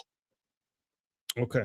That's so informative. Thank you so much for sharing your experience with us. Thank you. Thank you. There is one thing I do want to touch on. One last thing, and that is everybody talking about the use of chemical weapons on the Iranian population. For all the Marines out there listening in or watching, when I was discharged because I messed up my knees and my back. I was about to move over to nuclear, biological, and chemical warfare. So I know quite a bit about this stuff. And I used to teach an introduction to radiological operations. So I know quite a bit about this. What they're doing is, this is not misinformation, but it's information that is not being presented coherently. If you watch a riot anywhere else in the world, not talking about Iran, you watch a riot anywhere else in the world and you see the police throwing smoke grenades or throwing CS grenades, CS riot gas grenades, those are considered chemical weapons in international law. Those won't kill you. You're not gonna have a good day, but they won't kill you. And they won't do permanent damage to you. So that's what is happening. And the reason I can say that is that if you use war gases like nerve gas or mustard gas or something like that, the problem with that is that affects your own personnel. And if your own personnel aren't trained for that, or if they're not equipped for it, they can't deal with it. And you just created at least as many casualties on your own side as you did of the civilians. So what they're doing is they're throwing CS riot gas, and it basically makes you throw up and does all kinds of nasty looking physical stuff to you. And then until you run off and you climb into a shower and hope like hell you get all the gas off of you. That's what's actually going on. It's not a deliberate thing. It's not deliberate misreporting by the regime, but it's reporting by ignorance from the mainstream media, because most people don't know what this means and they don't know what the difference is. And the difference here is absolutely vital to understand what's happening. So are you saying they're not using chemical weapons? No, they are. They are, because riot control agents are considered chemical weapons, but they're not using war gas. Okay, like when Saddam dropped nerve gas on the Kurds. Okay, that's not what they're at the end of the Iran-Iraq War. When he dropped nerve gas on the Kurds, that's war gas. That's what you use during actual, like large-scale conflict. So actually, they have thrown some chemical weapons that are not tear gas. It's like they have stuff mixed into the tear gas, and a lot of Iranians are still sick. Like after 10 days, they're still sick, and there's been reports that a lot of Iranians, who have they've been exposed to those chemical weapons. They have lost their lives several days later. So that's possible. If you're not in good physical condition and you get hit with full strength riot gas, that can kill you. No, but they've done it in the past. They've poisoned schoolgirls in the past as well. So they've also put like some sort of chemicals in subway stations as well. So the Islamic regime, they're known for doing that kind of stuff. So. If they're adding something into riot gas, this is where I wish we had contact with Gandalf, because he's a medical doctor, and he would be able to figure out what that was, because I would really like to know if they're doing that. I think, though, a lot of that, and I'm not saying that didn't happen, because new stuff happens all the time. I would be very surprised at it if they were doing that, because of the effect it would have on their own people. Well, their own people were in hazmat suits, so the images came out. If that's the case, then their own people were in hazmat suits while they were putting the gas out there. Okay. Also, they don't care about their own people. Also, they don't care about their own people as well. So let's. Well, the thing is, they don't. They'll happily spend lives of their mercenaries, if that's what it takes. They don't have any problem with that. But you have to keep your loyalists alive. So that's why those guys are wearing hazmat suits. Now, again, if they're wearing hazmat suits, I definitely want to know what they're adding into the riot gas. Because I don't know of any additives immediately that I could speculate about on what they're putting in there. But chemical weapons, whether it's riot gas or nastier stuff, they are relatively easy to make. So that's easy for the regime to do. Here, I'll show you. I'll show you what they're doing. Mm-hmm. I have the video. So, it's right here. Look at this. So that's a guy in a hazmat suit. Yeah, that's definitely. I don't know that that's military grade hazmat, but it's probably fire department grade hazmat. And then they're all in like masks and stuff. And then this truck was like releasing some sort of toxic gas in the air. Okay. Yeah, it depends on. It's going to depend on exactly what that chemical is. And I don't want to speculate on what that chemical is without information. Yeah, but what I can tell you is like this is not a normal scene in Iran, right? It's not like it's not like people drive around, on big yellow trucks wearing hazmat suits and face masks, right? So I can tell you this is not normal police riot behavior anywhere in the world. They might wear gas masks, to keep from breathing in the CS gas. But they're not wearing this, because that means that whatever they're mixing in is probably not just toxic, but at least mildly corrosive, which could be and deadly. If I were to speculate, I'd say there might be some low-grade phosgene, maybe some low-grade cyanotics, because those are byproducts. This came up during Syria. Those are byproducts of oil production, and they're easy to get. So you would have phosgene, which has hundreds of uses, but in its pure form, it will kill you quickly. but mixing in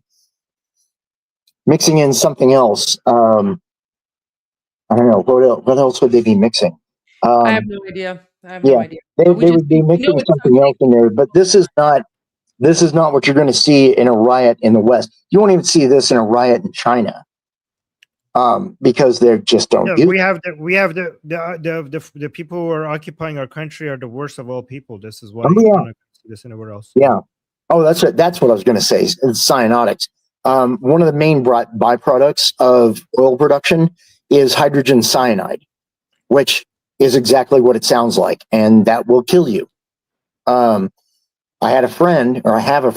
He's retired now, but his job down in the oil fields in Midland, Odessa, was to walk around in a spacesuit with a chemical detector looking for hydrogen cyanide, so they could shut the plant down before they had a major leak that would, kill 10,000 people. So yeah, that could be what they're spraying in. Okay. Mixed in with tear agents, gas, CS agents. That's the normal riot control stuff. So yeah, that's very possible that they could be doing that. Yeah. Wow. All right. Well, thank you so much, Major, for joining us. Thank you for your analysis. That was really helpful. Yeah. And thank you for your service, by the way. Thank you for your service. Yeah. Thank you for your service. Yeah. Appreciate anytime that. Anytime you want to have me back, just give me a shout. I'm on the live stream most days moderating. It's just I deal with long COVID and Bell's palsy, so I have ups and downs. Okay. Well, thank you so much for being here, and get some rest. I know that you had an accident recently. Hope you're recovering well. Oh yeah, from that I'm pretty much recovered. It's just I'm back to dealing with my normal up and down days. Oh wow. Okay. Well, thank you again for your service, Major. Well, guys, we have our official U.S. military correspondent for Iran Revolution Live. There we go. There you go. All right. Take care, Major. Great to have you. Thank you. All right. Thank you, Major.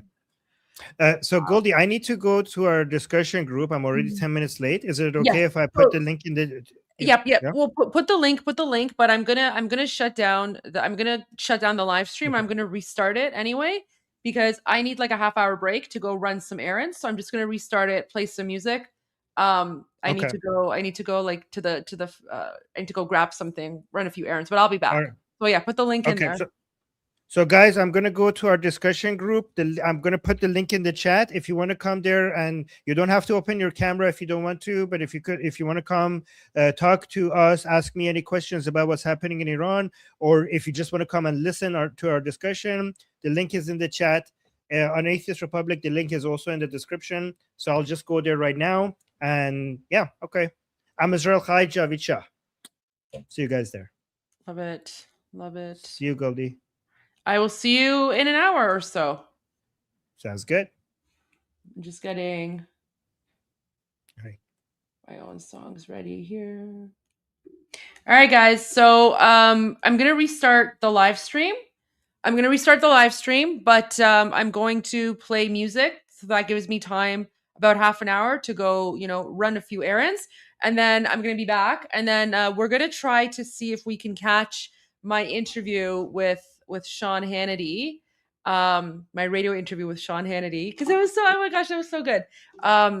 That like his radio show starting at 4. So I will see you guys. Wasn't he great? Wasn't the Major great? Everyone put a 1 in the chat for the Major. And I'll see you guys soon. غرق انقلاب است.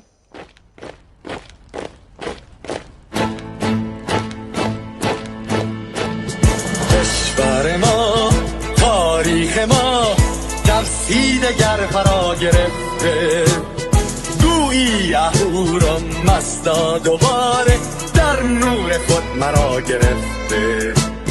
هشتم سرودی سر میدهم باز فارغ از رنج و تشویش، ایران غرق انقلاب است، به پیش به پیش به پیش. ایران غرق انقلاب است، به پیش به پیش به پیش. هن ای پدر، هن ای پسر، برخیز و با ما شو همگام، تا درد آن تجربه تلخ ما را نکشیده در پا. بگذار هر دم بغرند گرگ‌ها در لباس میش. ایران غرق انقلاب است، به پیش به پیش به پیش. ایران غرق انقلاب است، به پیش به پیش به پیش. ای کارگر ای برزگر راحت کنون ادامه دارد در این زمان که پرتو یزدان از هر سو بر تو میبارد. پس پیش به سوی آزادی از بحر خزر تا کیش. ایران غرق انقلاب است، به پیش به پیش به پیش. ایران غرق انقلاب است، به پیش به پیش به پیش. خلق‌ها به پا بهر دفاع از استقلال و آزادی تا بشکنیم پشت ارتجاع تیریزی ویران آبادی. تا زنده سازیم سنت‌های می از بر آیین و کیش. ایران غرق انقلاب است، به پیش به پیش به پیش. ایران غرق انقلاب است، به پیش به پیش به پیش. با امید روزی که تمام این دلبشو و انقلاب تموم بشه و ما در روشنایی، نور و سعادت مردم کشورمون غرق بشیم. نه خارجی نه بیگانه نه مستشارهای ویرانی، نه چیر خاران نه کاسه لیسان، فقط هم رزمان ایرانی. ما با شرافت میهنی بسازیم بهر فرزندان خویش. ایران غرق انقلاب است، به پیش به پیش به پیش. ایران غرق انقلاب است، به پیش به پیش به پیش. مردان بیایید داخل صف ما اکنون که آغاز رویاست. دشمنان بدانید ما زنده هستیم، بعد از ما هم ایران پابرجاست. آن روح شیطان ما را فریب داد با صد شعار مردمیش. ایران غرق انقلاب است، به پیش به پیش به پیش. ایران غرق انقلاب است، به پیش به پیش به پیش. پرچم ما پرچم ایران غرق خون شهیدان، روی شانه هامان هم میکنیمش در هر خیابان و میدان. تا ماسک دلغکان را برداریم از روی تسبیح و ریش. ایران غرق انقلاب است، به پیش به پیش به پیش.